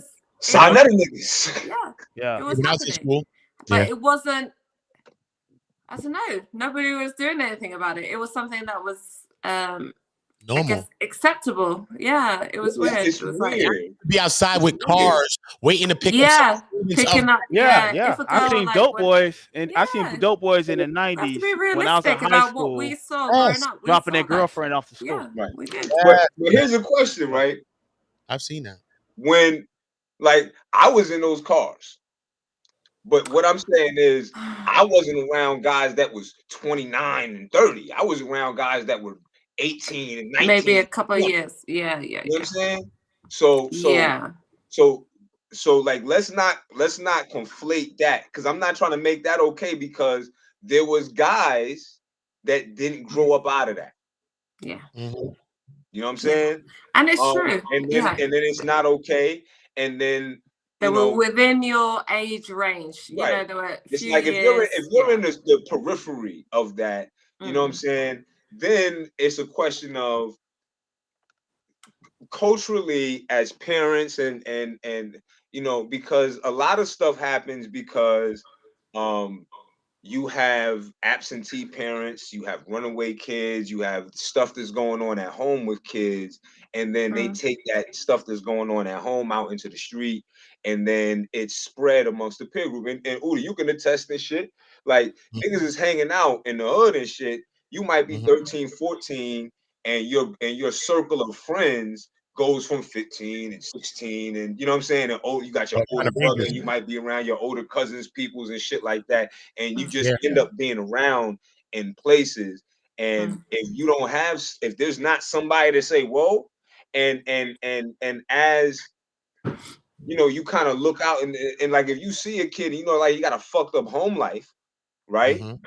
You take them under the you like, let me help you the best way you think you can help. And most of the time and shit, the help ain't really help. And we gotta understand that. But like I said before, like, you know what I mean? Like, we gotta have an outlet. And the community was supposed to be an outlet. But the problem that we're having is we got scamming ass niggas that end up making up things to get people to follow them. They now you gotta wear a costume so I can separate you and you know what I mean, and all these other things. And it just has to be something that we do, right? The doctrine has to be something that everybody can get with, meaning it's the fucking truth. It can't be your twist on the truth and this could possibly be it, and then we do some mental gymnastics to make it seem true to people. It has to be something we can all get with because it's based on reality. And then there's an outlet for the children, so the children aren't being abused, and then as they get together with each other, it's healthy. Yeah, I think it could start with us calling it out, man. Everybody got to start calling it out. Everybody need the sex offenders apps. We all need these type of things. That's we need to fact. bring awareness to all of this shit, man. Everybody need to have the app. That need to be a conversation that we can have amongst each other. If you live in the same get together, y'all smoke a little spliff. Yo, son, you seen the app today? Nah, son, what's up? Who in it? Yo, son, new dots nigga moved in your building. We need to be knowing what's going on in our community and stop waiting for something to happen in our community and then be running up with some signs. No, we need to get on top of these things and know what's going on with these types of stuff. And we need to have a moral compass, like kind of Jada, what Jada was touching on, you know. Now, if a 19-year-old is dating a 16-year-old, we're not going to look at those people like they're crazy and, you know, they're pedos and they have some issues going on. No, it's, you know, there's measures to it. But between, you know, just what we know, and we can't be silly about it, we know that these things happen. Even, say, for instance, in the UK, it's legally acceptable for a 60-year-old to be with, like, you know, a 4-year-old. It's acceptable. They can be, they can be like romantic married. Yeah, they can have sex with a 16-year-old. Yeah, and Canada too. Yeah, that's crazy. And in a lot of countries, I'm sorry, my reaction. That just it's acceptable. Like, and the thing is, in the UK as well, and a lot of European countries, and a lot of Asian countries, a lot of African countries, the age of consent is pretty low. It's pretty down there, and that's the reality of like morally, we will look at it like, this is weird, this seems perverse. And I wouldn't encourage any man who is at least, you know, 5 years over, you know, what the woman that they're looking at, don't do it, because you're going to look crazy anyway. Just don't, because I don't want to see any 35-year-old going after like a 16, 17, whatever. It just doesn't, whether legal or not. Okay, like, let's say this, makes you look like crazy. Because what I will think about a guy like that, I will think he hasn't been able to make it work with a real woman, that he has to resort to dealing with little kids, a child someone who's not even mentally capable, that he can manipulate, he can do whatever, I would look at him like a complete like weakling, like idiot. Which and I one? would encourage, what is that? One of them shit. What They is got a couple. Sex offender app. Would you put that shit in and see Sex some dots offender pop? app. Oh, Once you see them dots pop Yeah, up, I was down here I've not seen typing. that. That's, Well, like, I used to was sell life pushing it. I'm insurance. like, yo, when I say I'm about to do it, like that's one of my. I'm You know what I mean? serious. I think that, yeah, we have that I here used to in sell the life UK, insurance yeah. to parents, Peter and app. Yeah. yeah, I used to sell life insurance to parents, and one of the pictures that we used to sell this child protection app, and for a lot of the parents, what you got to do, you got to make sure that you get fingerprints of your children, do height and measurements of your children. But So who if does they ever, that? Who does no, that? but that's the kit that they actually I have. So remember like, we used to do that when I was a kid. yeah, Like we used to do that in school. Fingerprints yeah, or We something? used to like yeah, when I was a kid. Yeah. That was when like it I'm make it easier 42. for the cops to find your children. Find you, Yeah, Right. like yeah. Like They there used was to a do whole that. thing That's about fun. tracking your children when I was a kid. yeah, And they used to come to the school and they take your thumbprint. You would go to the nurse and they would measure you and all that stuff. But that was in place. That was something that yeah. was put in place in the 80s. And what they do now, that you can have your Because child's fingerprints when we're digitally. talking about this, right? Yeah, In the 80s, right? When Mm. that was the spike of a lot of these Yeah, child a lot of. abductions and things like that. And Mhm. that's what prompted these laws to be passed. Yeah. Because prior to that, there were no laws like that protecting children besides if we catch you doing such and such. And then like there was situations where parents could brush it away and all this other stuff. Like because when York got caught for messing with a 13-year-old, he didn't go to jail for that. He went to jail for like a weapons possession afterwards. Yeah, You know what I mean? extortion And or that's whatever why the hell. as a Yeah. community, Yeah. we have to say this is not okay. So if I see it, like if we're family and you show up at the barbecue and the girl look too young, and if you got these, your girlfriend should not be in the school unless she's like finishing up graduate school, right? Your girlfriend should not be in college, like of college age, just got out of high school if you got these. You know what I'm saying? That's That's crazy. why I keep these. I don't Beijing these so that everybody knows I'm old. Yeah, you are. You don't look old. yeah. But what they You do painted those now? grey hairs into your beard. No, they really did. I earned every one too. Yeah, what they do now, they actually have the fingerprints digitally and a picture of your child. And so, like, if your child will ever go missing within like an hour, the police will have a description, that fingerprints, and it could be sent to them instantly. So that way, you have an instant record of your child's height and everything. That's a good thing, actually. Yeah, It kind of so sounds scary. they that you use have it to for the go through Amber that, Alert. but It's yeah, very the Amber overwhelming. Alerts. I got the same feeling, sis. It's like because you start thinking about the scenarios and you don't want to put your mind on that.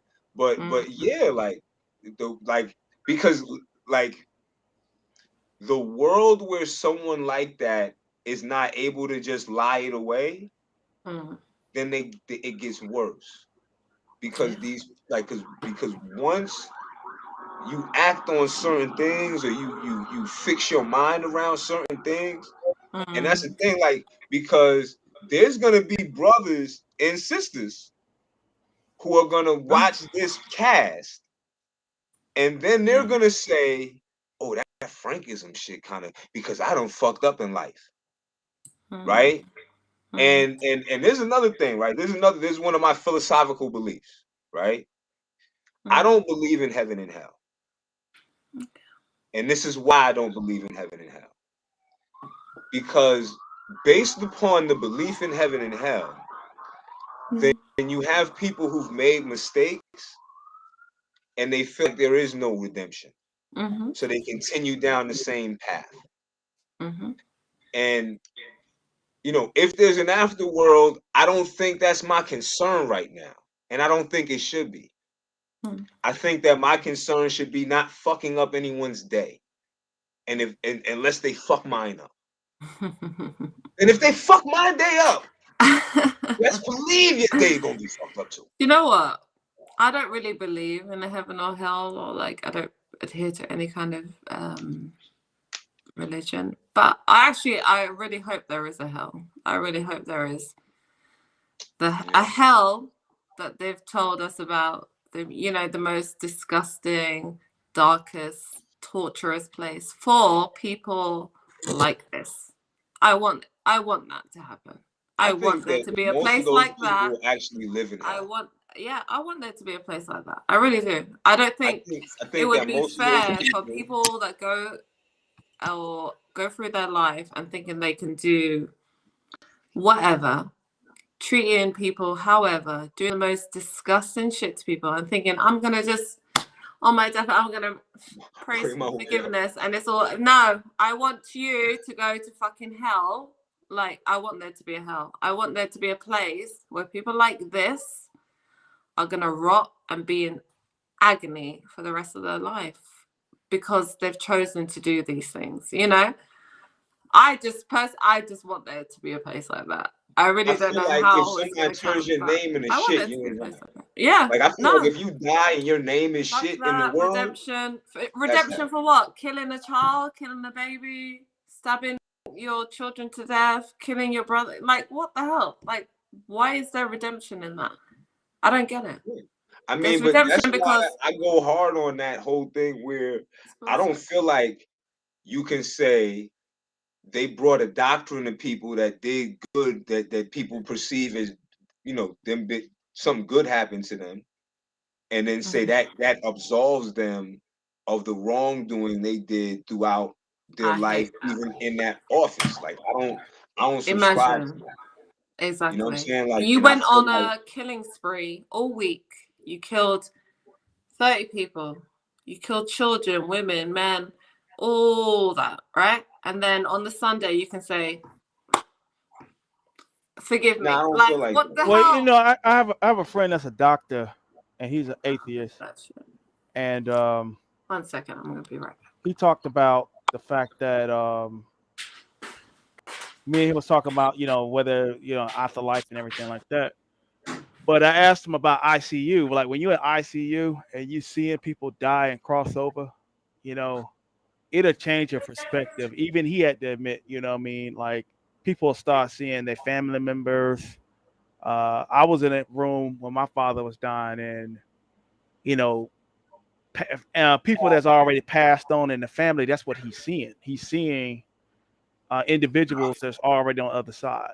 God, like, I agree with that. Like, if, like, I've seen the difference between a corpse and a lively person. You know what I'm saying? I've been to a lot of funerals. You know what I'm saying? Yeah. So I know that there is something within us, but I don't think that thing. I think that we miss out by being preoccupied with what happens after. You feel me? I feel what you're saying. I feel you. Like, I feel what you're saying. I don't see that there is no. Like, I'm not an atheist. You know what I'm saying? Like, I believe that I see God every day, and I see the devil every day, and the people, places, and things.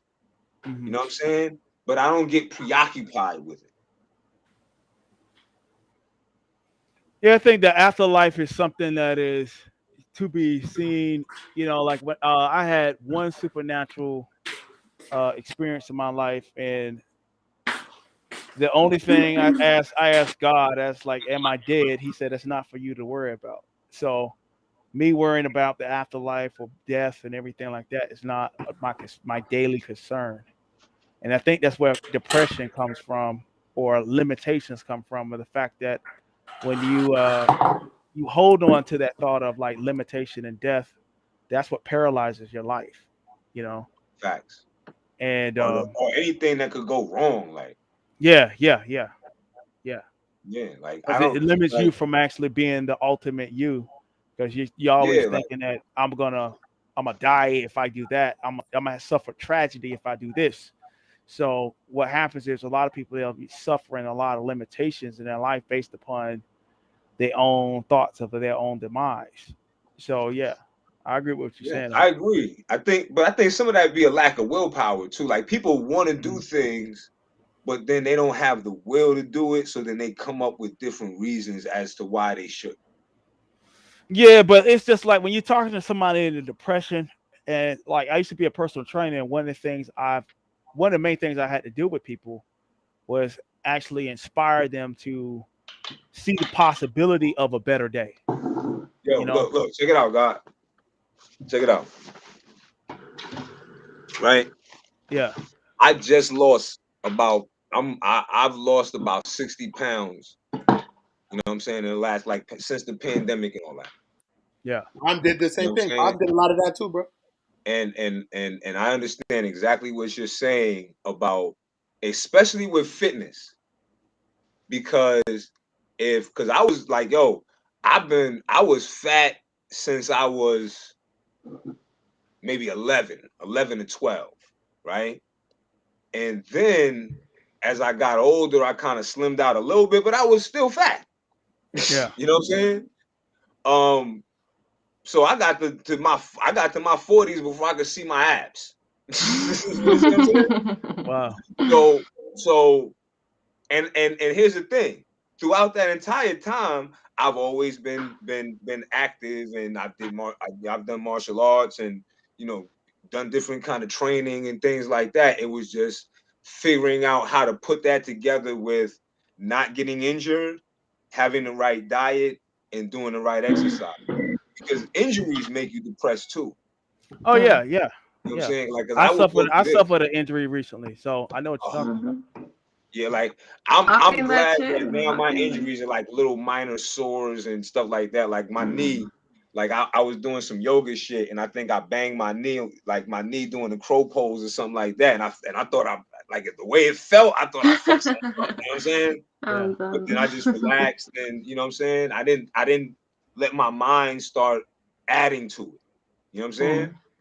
Because of all the woke things that I've acquired over the years, one of the things that I think is important is really believing that your thoughts, they're not the end all be all of things, because everyone has thoughts. But your thoughts are important. Like, especially when you're talking about what you want, like yourself, right? And unless you can really like visualize it, right? It ain't gonna happen. So whatever you want, like whatever you comfortable with, like all my life, you know what I'm saying? Like, I wanted to raise my children in the house. There was other things I wanted to do, you know what I'm saying? But the things that I do are to support what I really wanted, because it's something that I didn't have when I was a kid. Yeah. So that's what I want. You know what I'm saying? So, and I have that. You thought about it? Do you think positive thinking? Like, Because ultimately, like as a man, right? As a man, and that can relate to a lot of people. Oh, what happened to Jaden? Jaden, pull back up, brother. He got booked. Yeah, Jaden was going in and went out. I love hearing. I got to say about that or anything. Oh yeah, like I said, talking to people, that's one of the main things is the limitation of mind. And sometimes we have things in our own mind about our own limitations and our own value, and that'll limit us from being able to enjoy life at its max. You know what I mean? You know what? Yeah, going off that, I think I've said this before. Like, I know a lot of people love to push that, like, positive thinking, ideology, whatever you want to call it. Think positive and you're going to get what you want. I really believe in being a pessimist. I don't know. For me, I never wish for things, especially things that I think are not unlikely to happen, but they're a bit far-fetched, and maybe I'm really, pushing the bounds of what I should expect. I'm always just maybe a realist or a pessimist, but I always kind of think in a way that I never I never think, oh, I'm gonna get that job or I'm gonna get that contract. This is gonna happen. I'm not one of those people that Yeah, like it's good to be wise. I mean, positive. Yeah, I'm like, yeah. But what I'm saying happen. is, No. yeah, but what I'm saying is it's not just positive thinking. I think that when a person's suffering depression, they think that all doors are closed in their reality, and there is no possibility for happiness or the thing that they really want in their life that will fulfill them to be possible at all. So for them, it's not about difficult. It's not, see, for them, it's not necessarily about being a positive thing, because it's just like, if some people give their life for the things they truly want, but they just want to know that is there a possibility for me to have or to do the things I really want to do with my life. And I think what happens is it's just a limitation of your mind that you have now. You're thinking in your mind that this is not possible, right? I've never thought So like that. yeah, That's so a different thing. that's what causes a lot of depression, is when a person just like, my life is over because I'll never be loved again, or I never have a way of making money, or having that dream job, or whatever it may be, or having the education I want. And so what they do is they stay in a mindset of doubt about their own powers. Abilities, So yeah. yeah, but for sometimes when you can open the door and say, okay, this is the possibility for you to actually get up out of this wretched condition. Some people just want to know, can I get out? Period. It's just like somebody doing life in prison.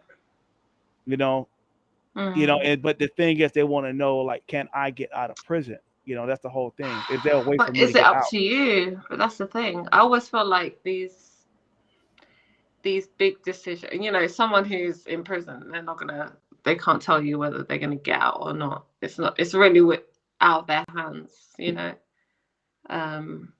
But in terms of what we do with our personal lives, like our careers, for example, or the kind of home that we want to own, or how we want to have our children or raise our children, that is with our control to a certain extent. We can't always think that we have ultimate say so. We can only direct it in the way that is within us and that we can control. But like you said, everything's kind of a free reign after that. We can only really take things as far as is possible for us. I feel like I'm never in total control. I will steer myself in a certain direction of what I want to achieve, but I will leave it up to whatever you want to call it, karma, the spirits or whatever, and it will lead me the right way or where I'm supposed to be. Do you know what I mean? So I'm never specific about what I want. I never said like, oh, I want this car or this handbag, or I want this career, or I want my children to achieve this. It's never that specific. I just say, in general, the kind of things but that I in want. life, as long as you're breathing, you always have a chance to better that condition. But I and that's I would love to actually learn more about like positive affirmations or whatever they call it. Bringing more but it's not positivity. necessarily, like I said, it's not a positive negative thing. It's like, the thing is that it's just knowing that there's a possibility. Like when a person's depressed, that's when I take it back to depression, because I've talked to a lot of people that's depressed, and one of the main things is they want to know is can I live a life that is fulfilled in a certain manner? Because what happens is, when you could get depressed, you just start overeating, you just start doing drugs, smoking, drinking, whatever it is, and you'll just, because the reason why you abuse yourself in these ways is just like, fuck it, why does it even matter? You know what I mean? I'm just gonna enjoy my little bowl of ice cream and lay up and watch TV, and fuck dating, fuck everything. You know what I mean? Like that's how a person that's That's how, depressed feel. you do. Yeah. You get like that I'm if like, you're fuck that depressed. shit. Yeah. So so like, the thing is, if you say, listen, you come to somebody that can help them see the fact that, listen, we can help get this correct these issues that's causing you to feel like this. And when they can see a little bit of light, some people just want a little bit of light in their life to see, like, damn, okay, shit. They just like you go to the gym and you can bench press for a man, you can barely bench press 135. And then you work out with a person who know what they're doing for like 2 weeks, 2 or 3 weeks. Now you up to 185, 200 pounds. And once you hit them 200 pounds, you feel like, damn, like, shit, I'm strong as hell. You know what I mean? If I put this effort that I've been putting in, I could get up 300 in by the end of this year. And so it's that snowball effect with a lot of things. It's not negative, not necessarily a positive negative type thing. It's just the fact that now you see the light. Now you see how to get stronger. That's the main thing. No, I get it. I think naturally I'm just a pessimistic type of person. I'm not naturally positive. Like, I don't think like, I'm gonna get this, hoorah, smiley, butterflies. Like, I'm just not that kind of person. I always kind of think negative. I mean, I'm not, I don't know if it's a good myself, thing or a bad thing, I'm not necessarily a positive or negative person. Like, I have multiple thoughts at the same time when I'm listening to someone talk. Like, that's just how my brain works. And the thing is, later on, my brain might weigh out some things, and then I might figure out, oh, the person who was talking to me was lying, or the person was running game, or whatever, or this person is really sincere about what they're saying. And that's all I can take is that, but I'm not going to limit my life based upon, just my pessimism alone. No, you shouldn't. I mean? Yeah, I'm not saying anyone be like me. I'm like that. I don't know. I'm a Libra. I like to be positive, but I'm very negative. Yeah, I have this weird, like, I never think positive all the time. I don't. I'm pretty dark, I think, most of the time.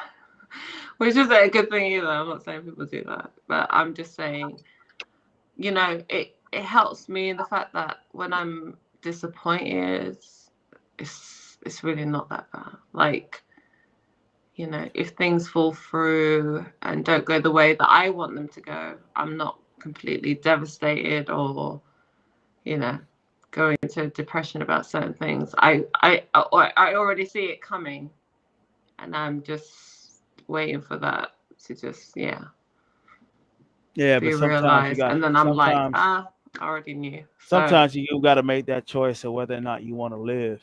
You know what I mean? And what I mean by that is, like, I haven't got there yet.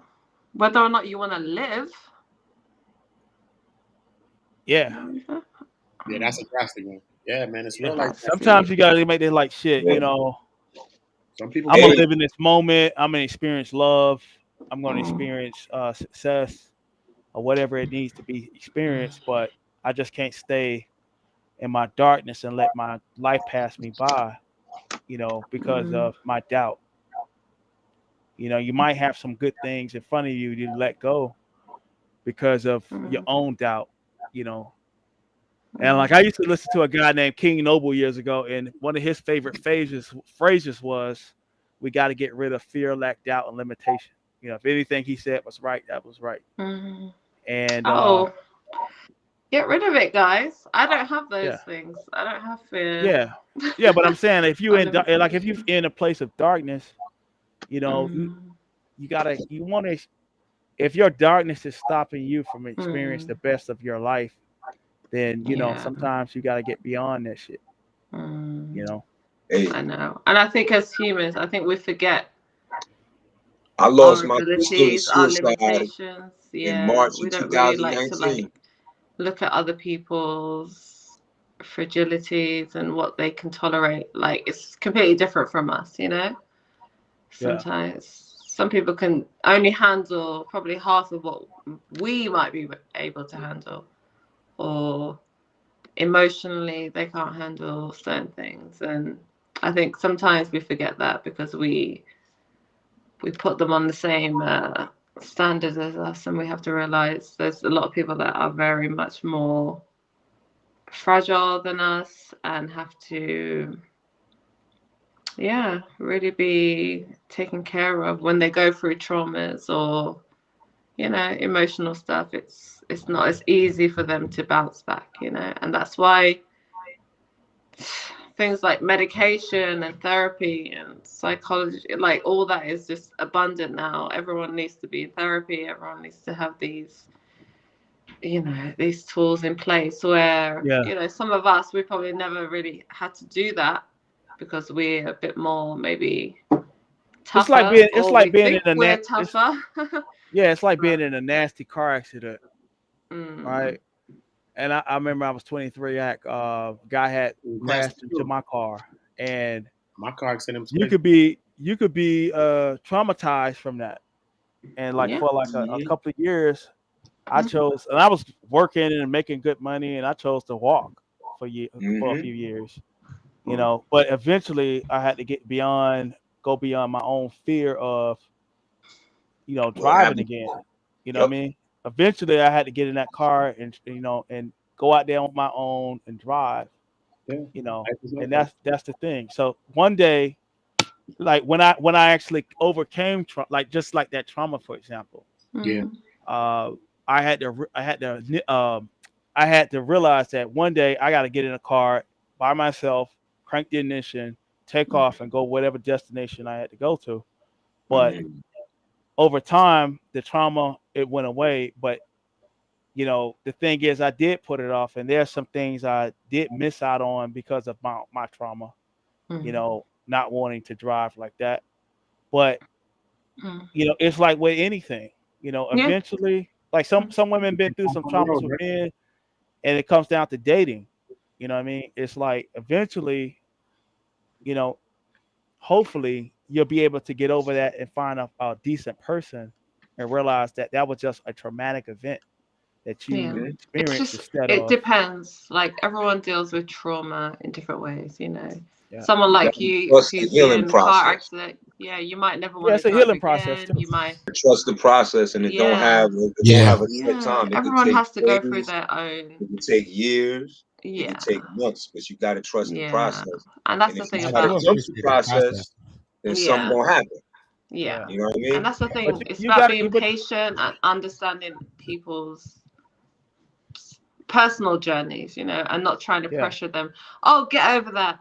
Stop being a victim. Stop Nah. being so emotional about that. No, because you personally might have been able to get over that situation quicker, but there's other Absolutely. people Yep. who need a lot more time. You have to be sensitive to how Other they people deal with their own personal and trauma, everyone their grows. personal Yeah. stuff. Yeah, don't be so quick to just be like, oh God, roll your eyes like, I'm Yeah. tired of listening to this shit. No, be there for whoever Yeah. you have around you that's experiencing that stuff and whatever it is, and just be a good friend. Don't pressure them to get over it. There's nothing worse, guys. Get over it.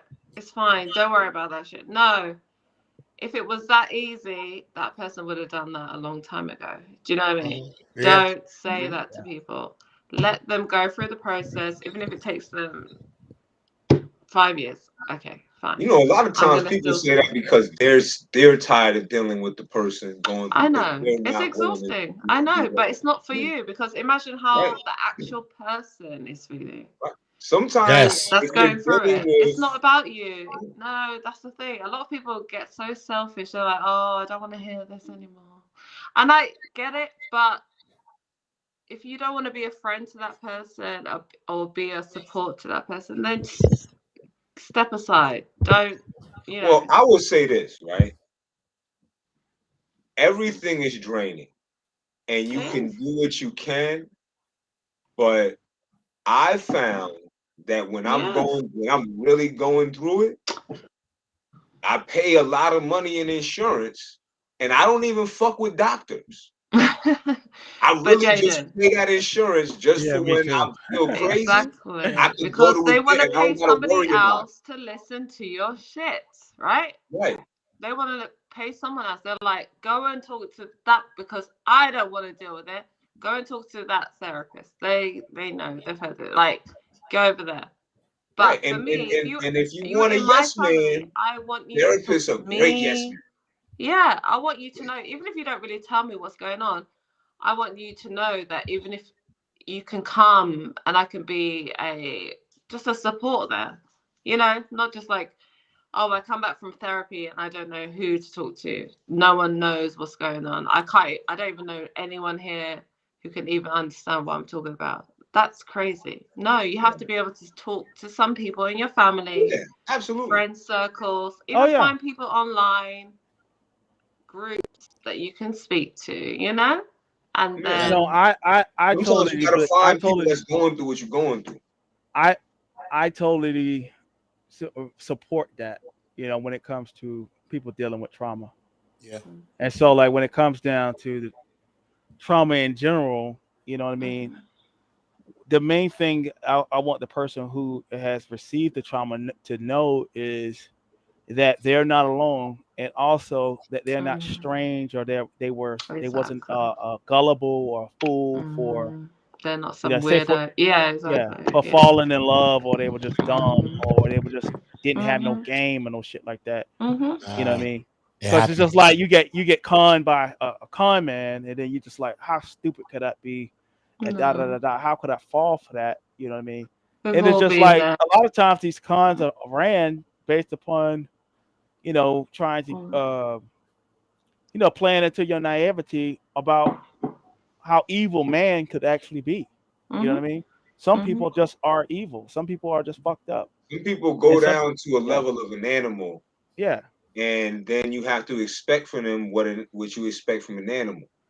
You know what I'm saying? Yeah. So if you put your money out around someone who has reduced themselves to that mentality and they're a thief to survive, then they're gonna take, and they're not gonna think about it.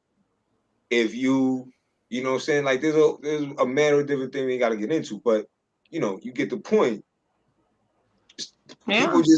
People minds. Once you get to a certain point where you don't think you have options, you're gonna gravitate to the things that you think are easy.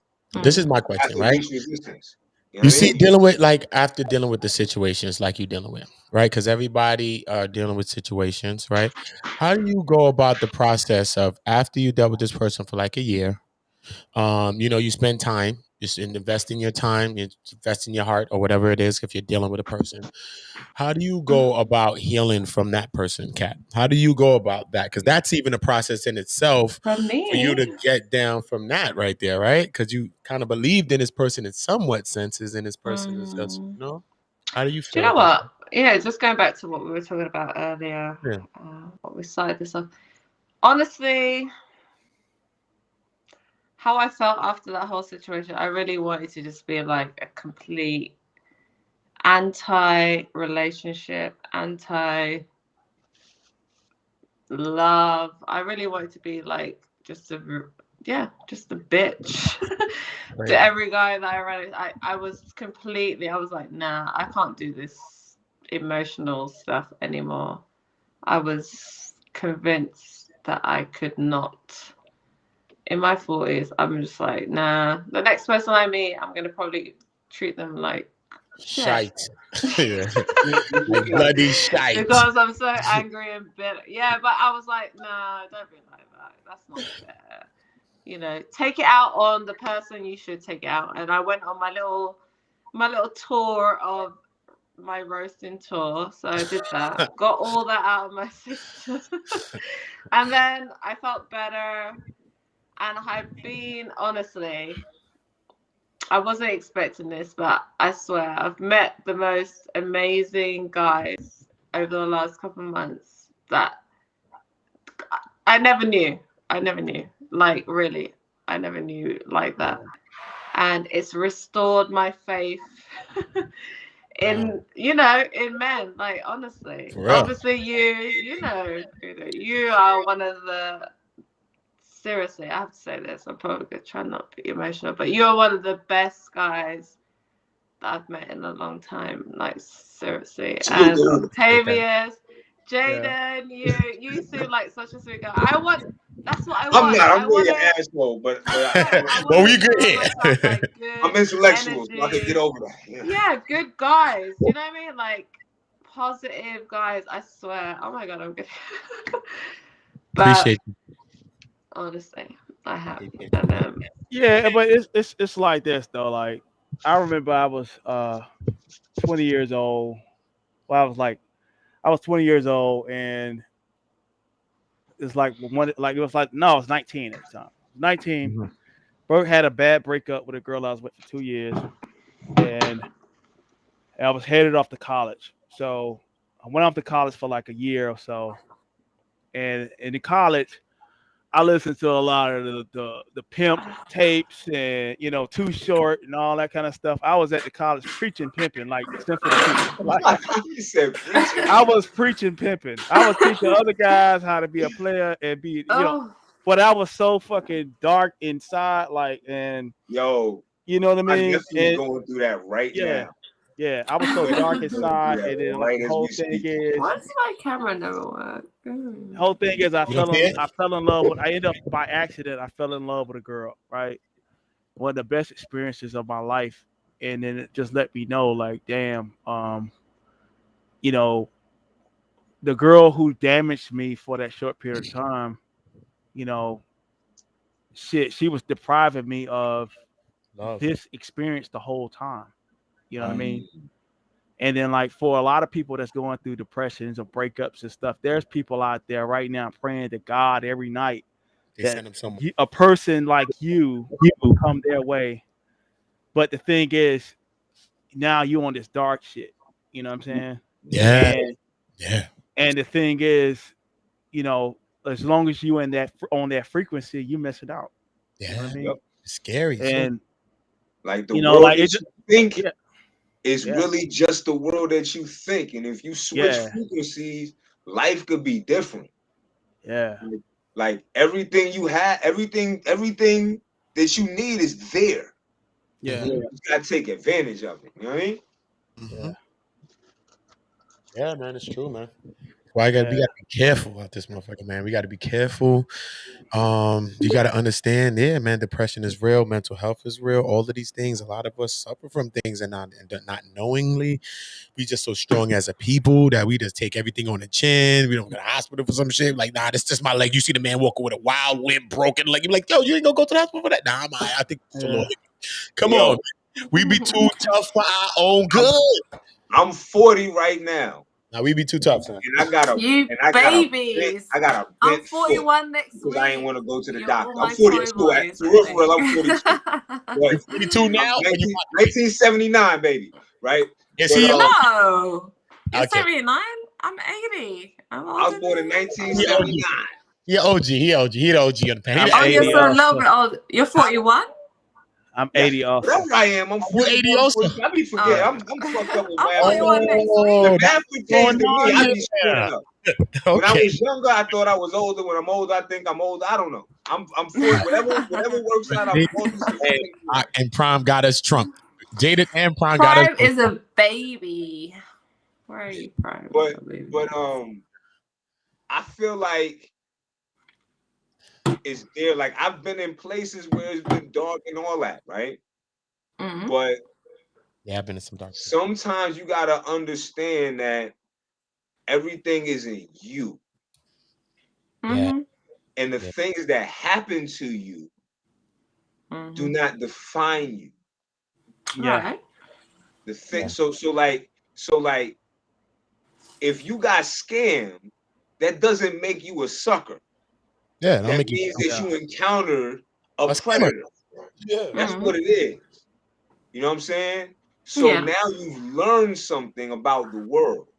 yeah, You know what I'm saying? It doesn't mean that everyone is like this, but it does mean that there's a pattern. And I think that, you know what I'm saying, like the fam has done a wonderful job at breaking down that all of these folks, from Umar to Malachi York to all these other guys, to Mhm. the brother that was abusive to you, sis, have a pattern.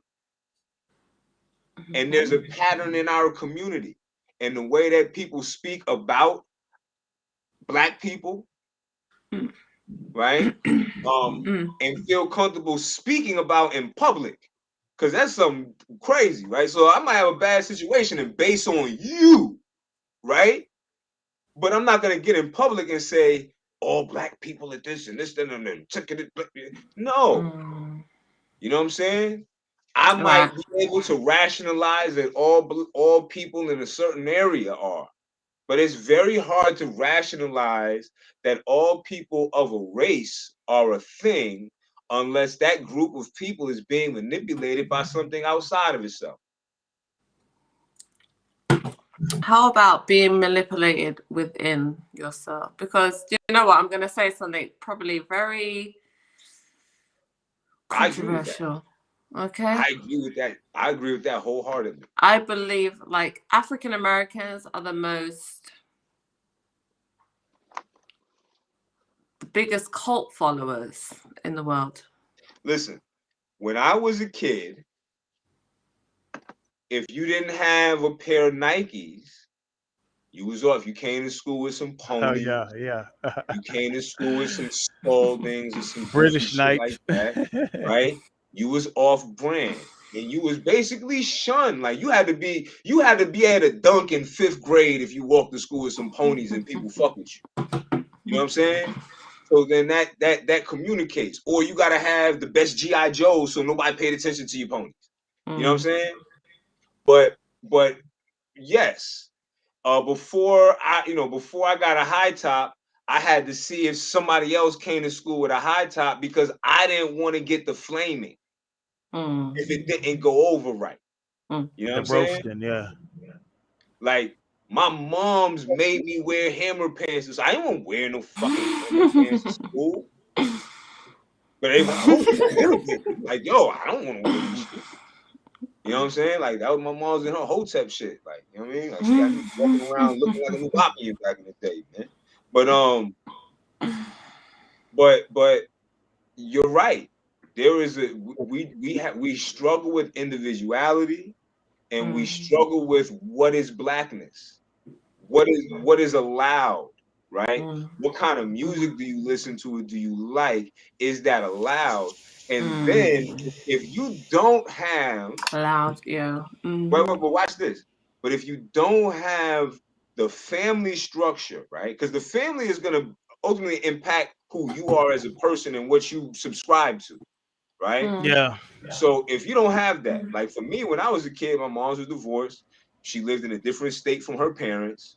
You know what I'm saying? I had some cousins up the block, but you know what I mean? I ain't really fuck with them till we was cousins because they was young and shit. You know what I'm saying? So it was me.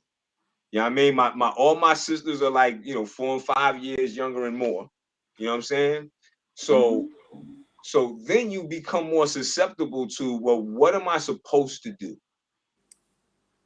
when you don't have that? And in America, as we already talked about, like you have a lot of people who don't have that unit. People are piecing together people and then their relationships fall apart. They don't have the strong unit at home or things like that. So they're looking for something on the outside. They're looking for outside acceptance, right? Your dad might be in the house, but he don't fuck you. You don't know if he gives a fuck about you. You know what I'm saying? You got situations like somebody might be the daddy, somebody else might be the daddy, but this one's over here raising them. You got all these situations. I'm not gonna make any judgments about people in those situations, but you have these situations and we have to be aware of the impact of said situations. You know what I mean?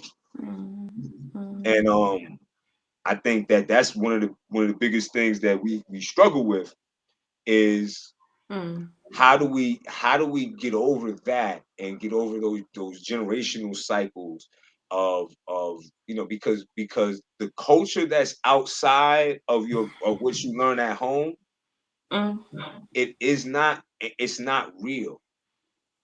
So that world that says that all black people have to dance a certain way, or they have to know how to dunk, or they have to play basketball, they have to be good at sports, and they can't like this, and they can't do this, and they, that world is based upon an outside observer looking at what black people did for whatever reasons they did them at whatever time they were done.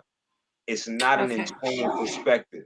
So Jaden, so you understand that there's certain industries that black people or black Americans excel in, and they make not only themselves rich, but more so they make other people. They're used to do, they're used to their do certain handlers things. rich, right? Right. So if this They're was given the avenues case, to excel, and anybody who's given an avenue is going to excel in the avenue where they feel they're more likely to succeed. So if you have a bunch and of that's black great. people But who what aren't about educated, exceeding who aren't beyond? No, but I hear a lot of this, like music or sports. What about excelling in what? like In right those? now, there are some No. some It's not black about people that right are now. excelling in Like, STEM. no, this is. Like my daughter sits around and Let her uses finish the point. animation apps. Because you're picking that part to the point. Let her finish the point. And then Oh, pause self. I thought I'm sorry. No, it's fine. So, I was just gonna ask, like, what is it? We've already elevated these certain industries, like the sports industry or the music industry, and seeing that's not really helped Black people in America move anywhere, really. It's very individualistic, It's not helping anyone else really as a whole. It's not structured Yeah. in a way to do So that, right? why not maybe put that attention or energy behind maybe engineers, agriculture, people in doctors? Why is it always like, if you are an athlete, if you're not like a music star or what have you, you ain't shit? Like, what? That shit doesn't It's mean changing. You got anything. people That like, shit is so superficial. You Stop mean like in terms of like praising. who's popular? Yeah, for me, I'm yeah, like, but stop praising you these got people like people. Kwame Brown promoting that kind of stuff too. Computer Okay, well, science, and I guess we think the it's same, because I'm changing. like, don't I mean, stop I praising would this. always look at Neil deGrasse Tyson. Yeah. And in a lot of ways, maybe he's looked at as an image for everyone. Who You is know what that? I'm I saying? don't know. I don't even know who that is. Oh, Neil deGrasse Tyson is a NASA scientist. Yeah. Okay. And I think you may He have has seen a him in YouTube more channel so than called anything Star else. Talk. It's called Right. Star Talk. And what does he promote? What's that? What's He going just on? talk I mean, about science, and he's he bring on other Black astronomer. scientists, and all kind of scientists come to his show. But it's very positive. Like even at my stage in life, I've decided to go back to get my computer science degree. You know what I mean? Being inspired by other scientists, and that's what my field was already. I was going to school for chemistry at one point, but now the computer thing is taking off, so that's where I'm going to go. But watching his show, and watching a lot of other shows that's based on mathematics and science, you know what I mean? Right. I'm getting into it, and there's a I wouldn't say underground, but it's not such a vocal part of Black society that's not on YouTube. You know what I mean? There's a large portion of society that is Black. They don't get on YouTube, and they don't. Yeah, they don't get on YouTube. They don't. But you gotta seek it out. YouTube is for losers like us. But I would say, I would add on to this, right? There is something that Eugene does that is something that maybe as we get into to modalities, right? In our life, you have to, if you want to switch it, you can't just switch it. So like as Prime is saying, he's watching different shows, and he's taking in different content to set his mind, so that when he goes back to school, it's all jiving. It's not like rusty, and you're trying to figure out what to do. Hang on, who are you talking about? Kwame. What's his name? Kwame Brown is a basketball player, but Kwame Brown. He's got millions. Okay. Excuse me. He has a platform on YouTube. Kwame Brown is talking about going back to school. What? Yeah, coding. Talking about computer science, coding and stuff like that. Like, oh, so instead of talking about like the gossip or things like that, he ain't going nowhere. He uses his platform in different ways. So yeah, like I think it's dope to highlight people who are doing different things, because I think that we get bogged down in a lot of ways. Like a lot of really, really intelligent brothers get bogged down into these different doctrines, and they set their mind up in a way where being a scientist becomes improbable. Because here's the reality, right? If you want to be a scientist, the likelihood that you're going to work for the government is big. You know what I'm saying? Yeah. So if you start adopting this anti-government, everything's a conspiracy, then the likelihood that you're going to succeed at that goal, or you might have a science degree and then be on YouTube talking about science. You know what I'm saying? Yeah. There's so many opportunities for African Americans to get into science, engineering, aerospace, all that. Where they usually, hire these people from where? When they want to get scientists and stuff. Where? It's usually not in America. They usually go overseas. They don't even use us because or they hire from overseas. They hire so many Chinese, my generation. I mean, we can go into it. Asians, Africans, Arabs, Europeans. So but think about this, right? It's like, what? Since like the 80s, right? Think about all the movies and the iconic characters that have been promoted in Black and not Black culture, but just in American culture, right? Like the Ferris Buellers, the Shaggy. Yeah, I was just thinking about that. So yeah, Ferris Bueller's Day Off. The anti-establishment mentality and things like that. So as that continues and solidifies into people's minds, and they accept these things, these ideas as realities, and they subconscious, like, one day I realized when I was a kid, I used to watch Al Bundy all the time. Who? Married with Children. Yeah, that was hot. Right. And then one day I looked and I said, "Wow, my kids are the same age. Like when they get to so they're gonna be at the same age as his kids. You know what I'm saying?" And it was like stuff like that. You know what I'm saying? And is that program? You're talking about?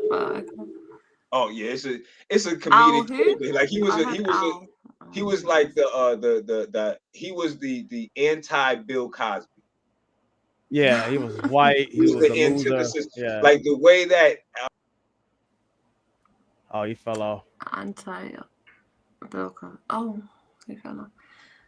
Did you say Al Bundy? Is that what you said? Yeah, Married with Children. Married with. Oh, okay. No, we didn't get that over here. We had the Bill Cosby show, but that was pretty much it. Or the Cosby show. No, Married with Children was like a satire of being married and just like being a guy that's miserable with his wife and kids. His wife doesn't cook, and typical story. Yeah, she wants to have a lot of sex, and he don't. Man. She want to have a lot of sex. He don't want to have sex with her. Yeah, he's on the couch and he's mad because he got interrupted because they messed up his show or messed up him reading the newspaper while she's doing everything around. Like, why do I need a wife? You guys are crazy.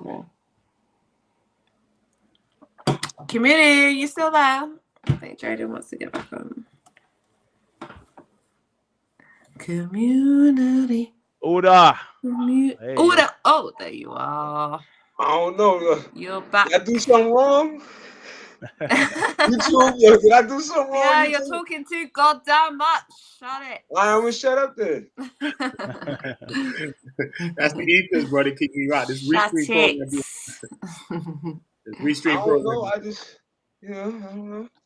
No, I love it. I love you giving your perspective how you see things. I like hearing that stuff. I got a big mouth, so you got to tell me when to shut up. But if you're direct to tell me like, "Yo, be easy," I shut the fuck up. I don't have a problem with it. I don't have an ego issue. No, you know what I mean? Like I lived a part of my life, and I had to be told when to shit, when to pee, and when I had to use the bathroom, I had to use it in front of other people.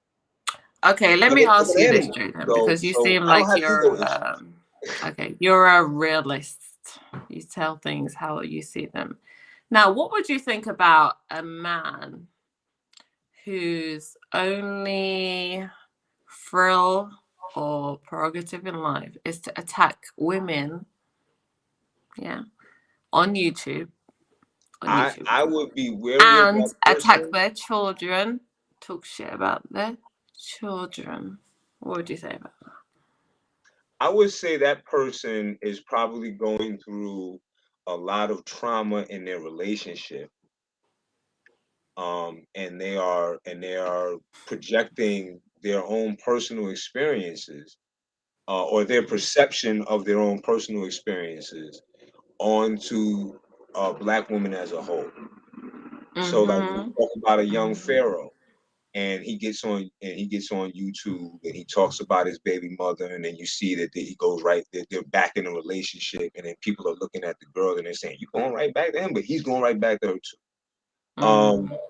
So I think that, like, when you look at Frankie, right, and all the stuff he's going through, because I guess he's jumped in the manosphere and all that. But then let's look at his life. Like, I've never ever heard of Sonetta with multiple wives, and I've been familiar with Sonetta for over a decade.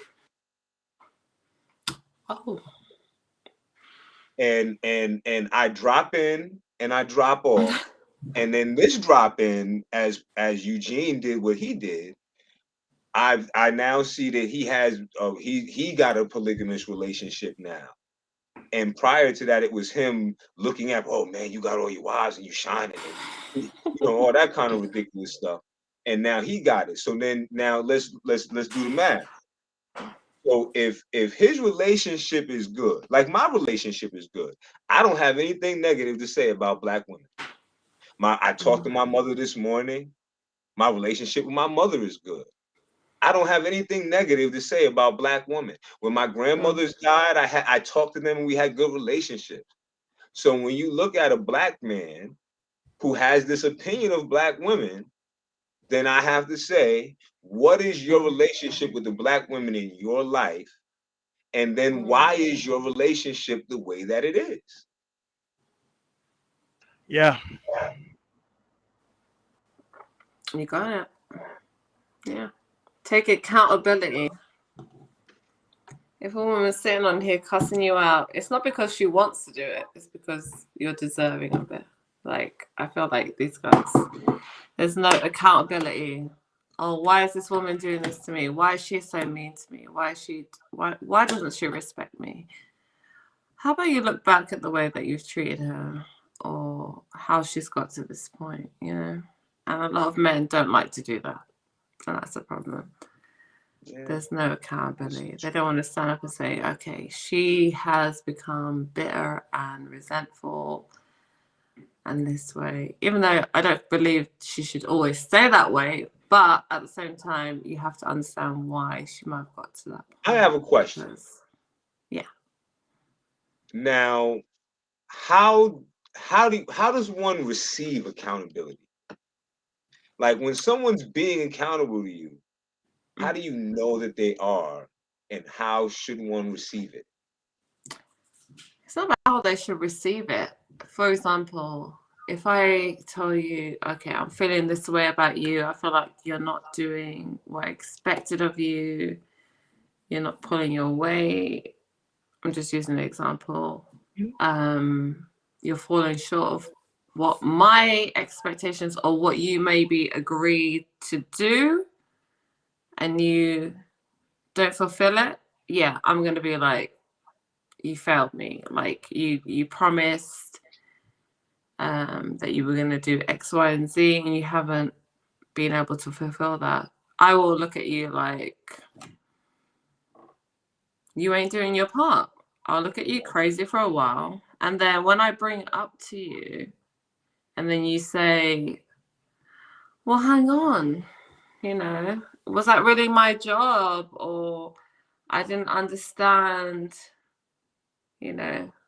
what our roles were going to be, and make excuses for why you failed in what you were supposed to do, or outright just be disrespectful, say, well, I just couldn't be bothered. you're lacking in taking accountability for your failures, and why I look at you like your manhood is diminishing. Like I feel like women, us as women, we really want to believe that you guys are everything. Like men are going to What do you mean by provide, everything? protect. No, we do. No, no. No, No woman I'm just goes asking. What do into you, a what do you relationship with a guy personally? thinking that he's Yeah. anything beyond what we want. And most women don't want no goddamn pussy. Okay? We want a strong man. We want someone that we know that is going to protect. Is alpha. He's gonna he's gonna bust it up. He's just a man, right? Now, if we see and we put you to the test and we realize you're not what you proclaim to be, yes, our respect for you is gonna go down. I'm just telling you, as a woman, if they see that you're not doing what you should do to But this is protect your what family, this is what I'm asking. This is what I mean when I'm asking this, right? When Prime was touching on earlier, if a man is going through depression, right, and for what have you, right, and then because of that or as a result of some of that, they may fall short in some things as a result of that, then is that something that of once course that's and not. lost that respect? No, of course not. No, but wait a minute. Because some things are just things.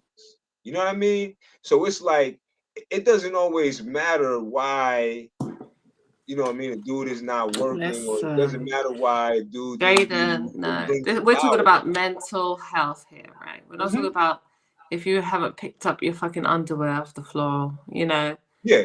But No, I we're mean, talking about mental but that health. And all, this is but some of that something, stuff if I'm ties with into you, I'm going to pick up on certain signs that's going to show me you're going through a depression. I'm not going to be a fucking idiot. This is why, yeah, education and being able to pick up on these, you know, early signs when somebody might be going through, you know, a depressive state. You have to be able to know that, or at least pick up the signs somewhat.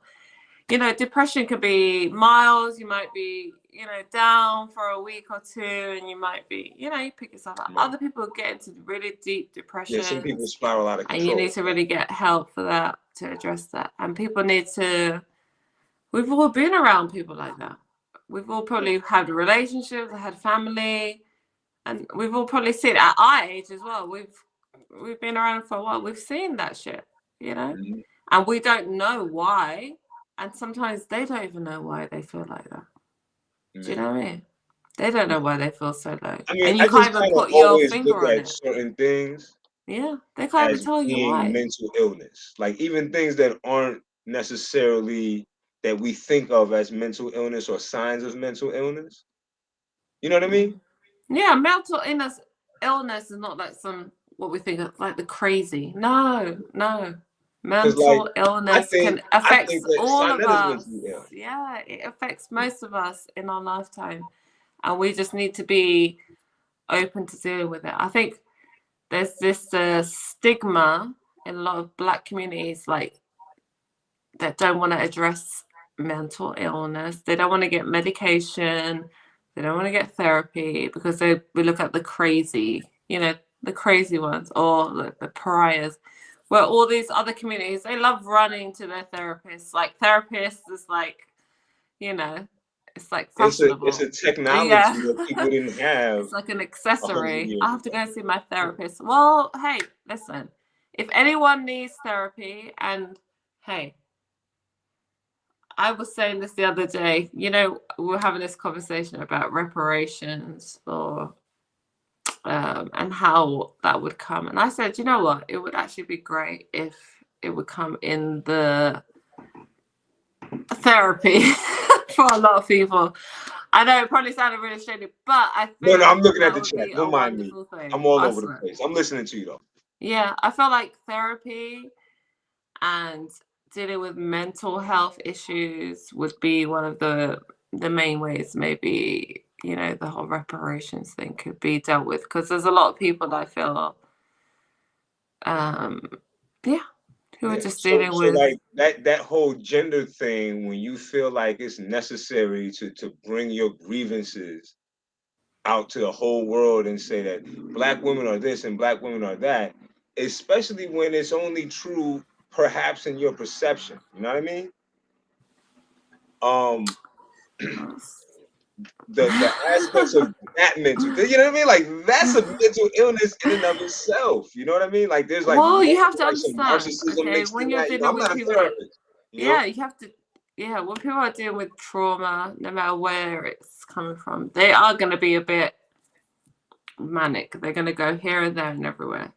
So you can't expect them to be, you know, logical in the way that they're presenting it. So you have to be very patient. So if there's someone that you know that you think maybe is a bit bipolar or suffering from mental illness, don't expect them to be able to really explain to you what they're going through, because they can't. Only that's for professionals to deal with. And I'm Do you know what I mean? always now about Folie à Deux. Are you familiar with the term? Folie à Deux. Folie à Deux. Folie à Deux. Crazy for two. It's French for crazy for two. No. You never, Bonjour, comment ça va? Right. So it's French for crazy for two. Folie à Deux.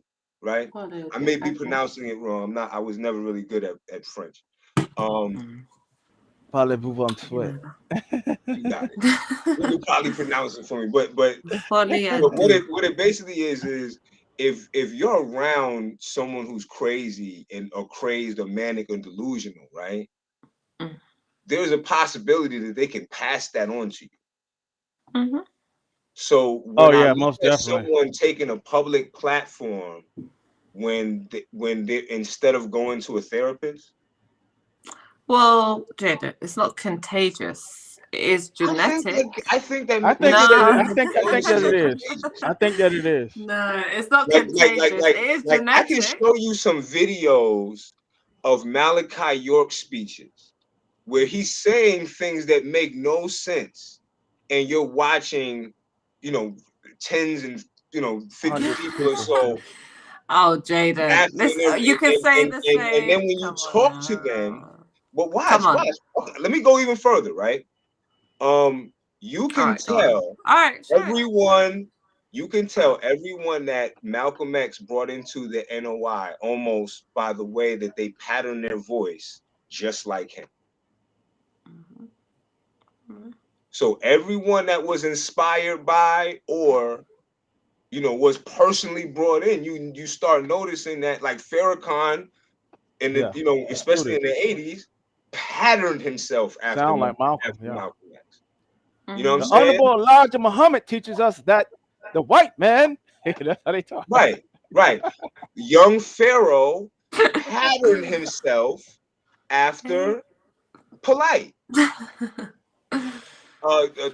Teabag Bay patterned himself after Sonetta. Yeah, he does. Yeah. You know what I'm saying? Like, and these are crazy people who spread their praise, or they attracted other crazy niggas to be crazy along with them online. And as a if we could do anything as a PowerPoint, right? Let's say I could say a whole bunch of crazy shit. You know what I do? I go call my boy Jimmy, and he sends me a beat, and I make a song. And I put it on YouTube, and my couple friends that I know that always be like, yo, they listen to it. I don't make it for public. I don't make it for huge public consumption. I just put it out there for my friends to find. Jimmy. You know what I'm saying? Because I'm 42, 40 whatever years old, and that's what that's what I did, and that's people play basketball. I did that. So, but I'm not gonna go in public with my gray beard and look on a camera and start speaking irresponsibly, especially if I'm in an argument with someone, or I'm in a dispute with someone, and I'm trying to take it to people who can't really help me. Not with that grey And beard. as people They won't help viewing you it, with that grey beard, don't they? I want to keep my beard gray. But But as a hang on, let me community, ask right? you this: what's your background like? What's your belief system like? What do you go by? I was raised in the Moorish Science Temple. Okay. But from being in the Moorish Science Temple, I have been exposed to Catholicism. I've been exposed to Episcopalianism. I've been exposed to the Nation of God's Nurse and the Nation of Islam. I've been exposed to a lot of different schools of thought, right? So I used to do what Sonetta did for everybody for myself back in the day, right? So from that, I picked up a lot of things, some useful, some not useful. I spent a lot of my time in my late teens and early 20s doing things that were very wrong. And when I was about 21, I went to prison for 4 years. When I went to prison, one of the things that I read every day was Malcolm X, with the biography of Malcolm X. Also read a book called Makes Me Want to Holler. And I began to decide that I was going to, and I also read Eldridge Cleaver's book, was the title escapes me, but in that book, he said that when he got out of jail, he wanted to go work. He was told by a probation officer to go work for his people, and that's how he was going to rehabilitate himself. And I said, that's what I'm going to do, because when I was younger, my mother was was something called Afro educator, and we used to go around and do lectures on history and stuff like that when I was very young. So I decided that that's what I wanted to go in to do. So when I got out of prison, there wasn't really a whole lot of opportunities, so I had to do something illegal. But all that's behind me now. I had to leave the state that I was in because there wasn't a lot of opportunity for me at that time, and there was more opportunity for me to get back in trouble. Yeah. So I left. I came down to the capital, and I started working for the Salvation Army. And from working from the Salvation Army, they put me in a management position on their program, which is basically a seasonal job. So it didn't work out well for me. And from there, I began working and selling art with an organization called the Prison Foundation and Prison Art Gallery. And I worked there for several years, advocating for prisoners' rights, selling artwork for prisoners, and letting people know that people who come home from jail are people too. So you don't have to treat them like criminals forever unless they display behavior like that. So from there, I started working with adjudicated youth with an organization called the Earth Conservation Corps. Did you mean background like that? That was a good yeah, but carry on. Okay. Oh no, I work for the Earth Conservation Corps. Then I work with some independently more grassroots organizations for a couple of years, which leads me to the start of my family, and that led leading up into the 2010 budding of the conscious community and polite lecture and all that kind of stuff. And then working under a cult organization, okay. for a while. Were you ever involved in any of these cults? Like, yeah, I was. Oh, you were. I still have cards from one of the quote unquote sovereign organizations founded by Ali Muhammad of Marcus County. I left when he when he got on his they all like to have these little Savior's Day type events. So in his rendition of Savior's Day, he gets up on a speech and basically explains to the crowd, or a bunch of niggas calling this man chief, that most of this time all these people were getting arrested behind our organization. I didn't know, but I was taking advice from these CIA agents who were in the Moroccan embassy.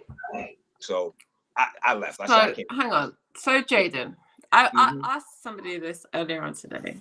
Why is it that African Americans, you think, are so receptive to be drawn into these cults? Because I was saying, like, because we're I don't think I've primed. known a nation that's had this many cults, movements where people have clung on to. What is it, do you think, Because that they build off of each other. draws people to these different ideologies It's a snowballing effect. And it started around the 90s. Like, we had movements that made somewhat sense. Not saying I agree with all the politics of them, but we had movements that made sense prior to the UNIA. And UNIA, what is that? Marcus Garvey's organization, United Negro Improvement Association. And in my opinion, based upon my research, I feel like Marcus Garvey was one of the first of the model of the scam artists that we see today. And because I've heard that scam artist trope before. Like, what do you mean? He was not only a scam artist, but he was a murderer too. He killed Laura Kofi, or Laura Kofi, Princess Kofi. He killed James Walker Hood Easton Jr. So who were these? Who were these? Okay. Oh, these were just other. I have to look into it. Yeah, I don't really know a lot. Black organization people that were working the community at the time, and we follow this line of. Then you have Drew Ali, who directly says that he tells people Marcus Garvey's my forerunner. Yeah, and then you have Elijah Muhammad, who builds off of the vacuum, or really Fard Muhammad, who builds off the vacuum that was created after Drew Ali dies. And then from Fard Muhammad, you have Elijah Muhammad. Then from Elijah Muhammad, you have Yahweh Ben Yahweh, and Farrakhan, and Dr. York, and all these other things. And it's a succession. So anything that's snowballing for 100 years, by this time, it's in our music. Like, I have to now reset, because every time I go listen to some music I like, it's some promotion of some Dr. York doctrine. Right. But the question is why. The question she asked was why. Why do people, not the different sects of stuff? That's not the beginning of these things, because these things stem before them, because you're talking about religious things, and religious things going back Constantine, Rome, and all that. And Marcus Garvey, none of these people was alive at these times. So these same constructs and concepts have been socially engineered even before Martin and those people came here. These things have been socially engineered before they came. It was necessary. You know what I'm saying? Yeah, I got that. Because a lot of times it's religion, a lot of times it's thing, but I think it comes more down to a Messiah construct of why people feeling like people have to live for them, die for them, or you have to live vicariously through other people's knowledge. People don't want to do the knowledge themselves, get the insight, the research themselves, so we want to live through somebody else a lot of times. And this is where we having these people walking around like Jesus on earth, and we believing that these people is Jesus on earth because we're searching for something, we're looking for something. They're saying they can do everything. I think more than anything, I think sometimes, well, people have been looking for Jesus for a long time. Very long time. I think what it really boils down to is the difference between us and all other people of the African diaspora and all other nations on the planet is that they have a land and a nation of their own, and it's a longing for a nation. You know what I mean? For somewhere to belong. Okay, a nation. So it doesn't necessarily mean that these guys can be like promoting because Marcus Garvey didn't put himself as a Messiah. No. Or you feel like we don't belong here? No, what it is, it's like if you feel like you can go onto some land or compound, or you're in the beginning of a formation of a nation. That's how a lot of people got into cults. You know what I mean? Just like the Nawapian, all of them had the word nation at the end. The Nawapian Nation of Moors, you got the Nation of Islam. It always, and then even when some Hebrew Israelite camps, it's all about building a nation. I just saw an ad for one. Yeah, it's about nation building. A what one? What'd you say, JD? You saw what one? ad like on Facebook, and they was talking about they got a What? nation and Yeah. sovereignty. They build up the whole thing is about nationhood. Yeah, and they So like it's an like ad. Like I gotta see if I find it's it, 'cause I like didn't take a screenshot. somebody. It's like the thing is in America. America does not respect any form of sacred uh, land or property that African Americans had their hand on or own. So it's like whatever, like if, for example, when black people did own a lot of property, they came up with acts to actually eminent domain. So we're gonna build a highway right through where the African Americans live along the highway. The high what I-95 is. They stored a lot of black property, make it I-95, and they Mhm. purposely make twists and turns in certain areas to just wipe out black communities, black ownership. Mhm. So it's Yeah, always they those knocked out it's Little those Africa trauma. in my hometown like that. Yeah. So it's always those little traumas that the government has inflicted upon us, where we just want a refuge of our own. So when you have like a Dr. York and then he have acres of land and it's all to himself, or like a nature boy, and they just say they just want to run off and live even if it's in the wild lands and the wilderness, you got women, are ready to put up with unsanitary issues just to say that they got away from the madness and the control of a society that doesn't respect anything that we hold sacred. You know what I mean? Yeah. So when you have it, when like it's just like I don't have to look like much, I don't have to be much, but if I say I got a land somewhere in South America and it's hundreds of acres, and I'm looking for black people to come so we can start a nation and build a nation, and people see that it's real and they coming down and people will give up everything they own just to say that they got something for themselves, and to have a sacred something sacred to themselves, you know what I mean, without fear of the government coming through and just once you build something they come and bomb your shit, like Oklahoma, you know what I mean, like Tulsa, Oklahoma, the Black Wall Street. Black Wall Street was one of many um, places where black people settled, owned property, had their own personal utopia, and then here it is where there's white jealousy. Why aren't these black people working for us? They have their own economy, But there and was then they, also a shootout involved with that before all the yeah, bombing started. You know what I'm yeah. saying? But I'm saying it was still government sponsored. Like they actually had helicopters dropping bombs on these people. I mean, Yeah, this is my thing, right? Because I agree with it. I agree with just about everything you said.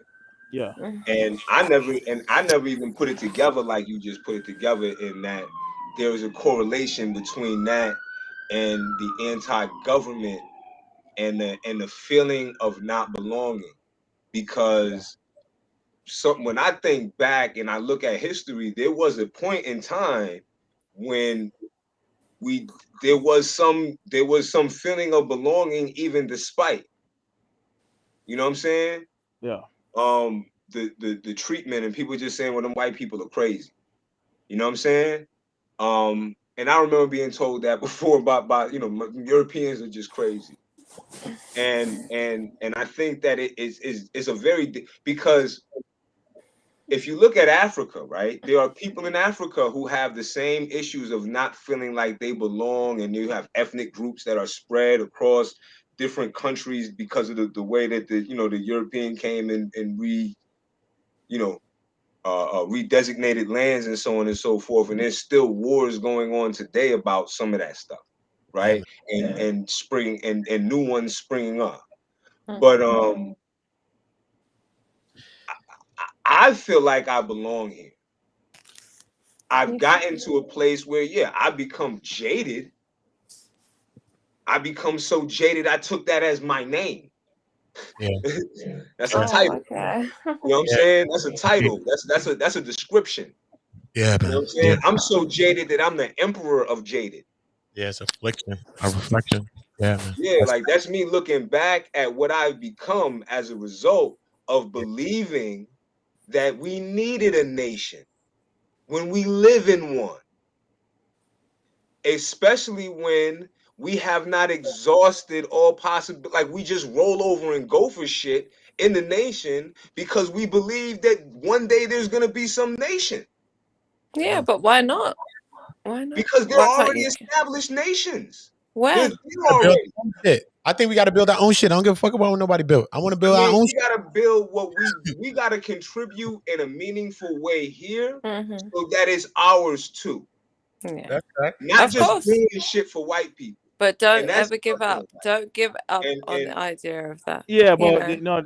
see the thing I'm saying, I'm not saying that people should feel that way. But I understand how a lot of logical people get caught up in cults. You know, and you have very intellectual people like some of those ex-Nawapians that come on Trip C's show. These are not dumb people. You know, these people have high IQs. Yeah, you know. I don't think I'm dumb. I just believe that stuff. Like that's probably why I reacted the way I did, Prime. My bad. I agree with No, Prime. I really really believe that. It's no, crazy. I'm just saying the mindset of how these American black cults are started is because of people wanting a something to themselves, something to believe in, something yeah. to place to belong, Something to, love, some this and that. It And takes that's what I was saying to you as well, Jay did. Like, we're not saying give up on it. We can always achieve that, but it has to come from, we can't follow these cults and these weird ways of thinking. And like I just learned that like I would do this, right? I would do this thing where I would cling to a doctrine, and when I had issues with people, I would say, "Oh, them Christians." So all the people over here, they right and exact, and then I start seeing like, well, maybe they not. You know what I'm saying? And then I grew up out of that. Yeah, man. You know what? I'd say stop worrying about your differences in what you believe and think more about how you are similar. That's what I would say. Because that's what I if you're always thinking about how you're separate, it's gonna be beef. You're never gonna achieve anything. You know? Yeah. Yes, I believe that it will be a beef if we think that way. But even on a grand scale, you know what I'm saying? Because I'm about to restart this stream and I'm about to end this one and start a new one. But even in the grand scale of cults and stuff like that, sometimes people say, how can someone fall victim to a cult? No, listen, I love this. A guy, a girl, we fall victim to regular people, and that ain't no cult. You the first member of this person's cult. You're in a relationship with this person. You're gonna enter my cult. I'm starting my own See what I'm cult. saying? The community cult. I'm gonna call it the community. KK. It's gonna be called KK, the community cult. Yeah. Cult. Community cult. Man, it's crazy. Thank you so much. It was lovely to meet you, Jaded, and of course Octavius. You know. And thank you guys. It was a pleasure, sis. I'm sorry, I'm very long-winded. Oh no, I love it. I love opinionated. You're ready for the smoke. A lot on your we mind. can get into next time. You got a lot on your mind. You know what I mean? Shout out to Jaded Emperor, man. Shout out to the Emperor, man. Shout out to Prime, Octavius Prime, rocking with us, and Cartoon Cat. Make sure you subscribe to these channels. Make sure you're subscribing to these channels. Jay to be on the YouTube streets, but I still want everybody to go and subscribe to these channels, because when we go about building our channels and you never know what we want to do, I want the subscribers to be already there and ready. So when we do want to lift their voices, we do have the exact people that we need to lift our voices to. So I want to King Joffy Joe to the panel, to the leaders in the chat. Joe, Leroy King, DSA1, Angelica Diallo, everybody, Sister Nandy, everybody that was rocking with us in the chat. Niqua B, can't forget you. Peace, everyone. Nothing but love. You already know that. I appreciate all of y'all. You already know. We will be back in a moment. So just to let me know. You want to go. I think you should go. I know. Won't see me no more. The industry been and I'm right at the door. Shit, I'm already gone. You want to leave. I think you should go. I think you should go. Won't see me no more, cause I'm already gone. When I hit the studio and I make a cook up in this clip, It's just something that she fears. Sometimes people hold you back because they want you near. But tell the truth, baby, I ain't even here. Shit, I'm gone already. Champagne done poured already. I done walked off the court.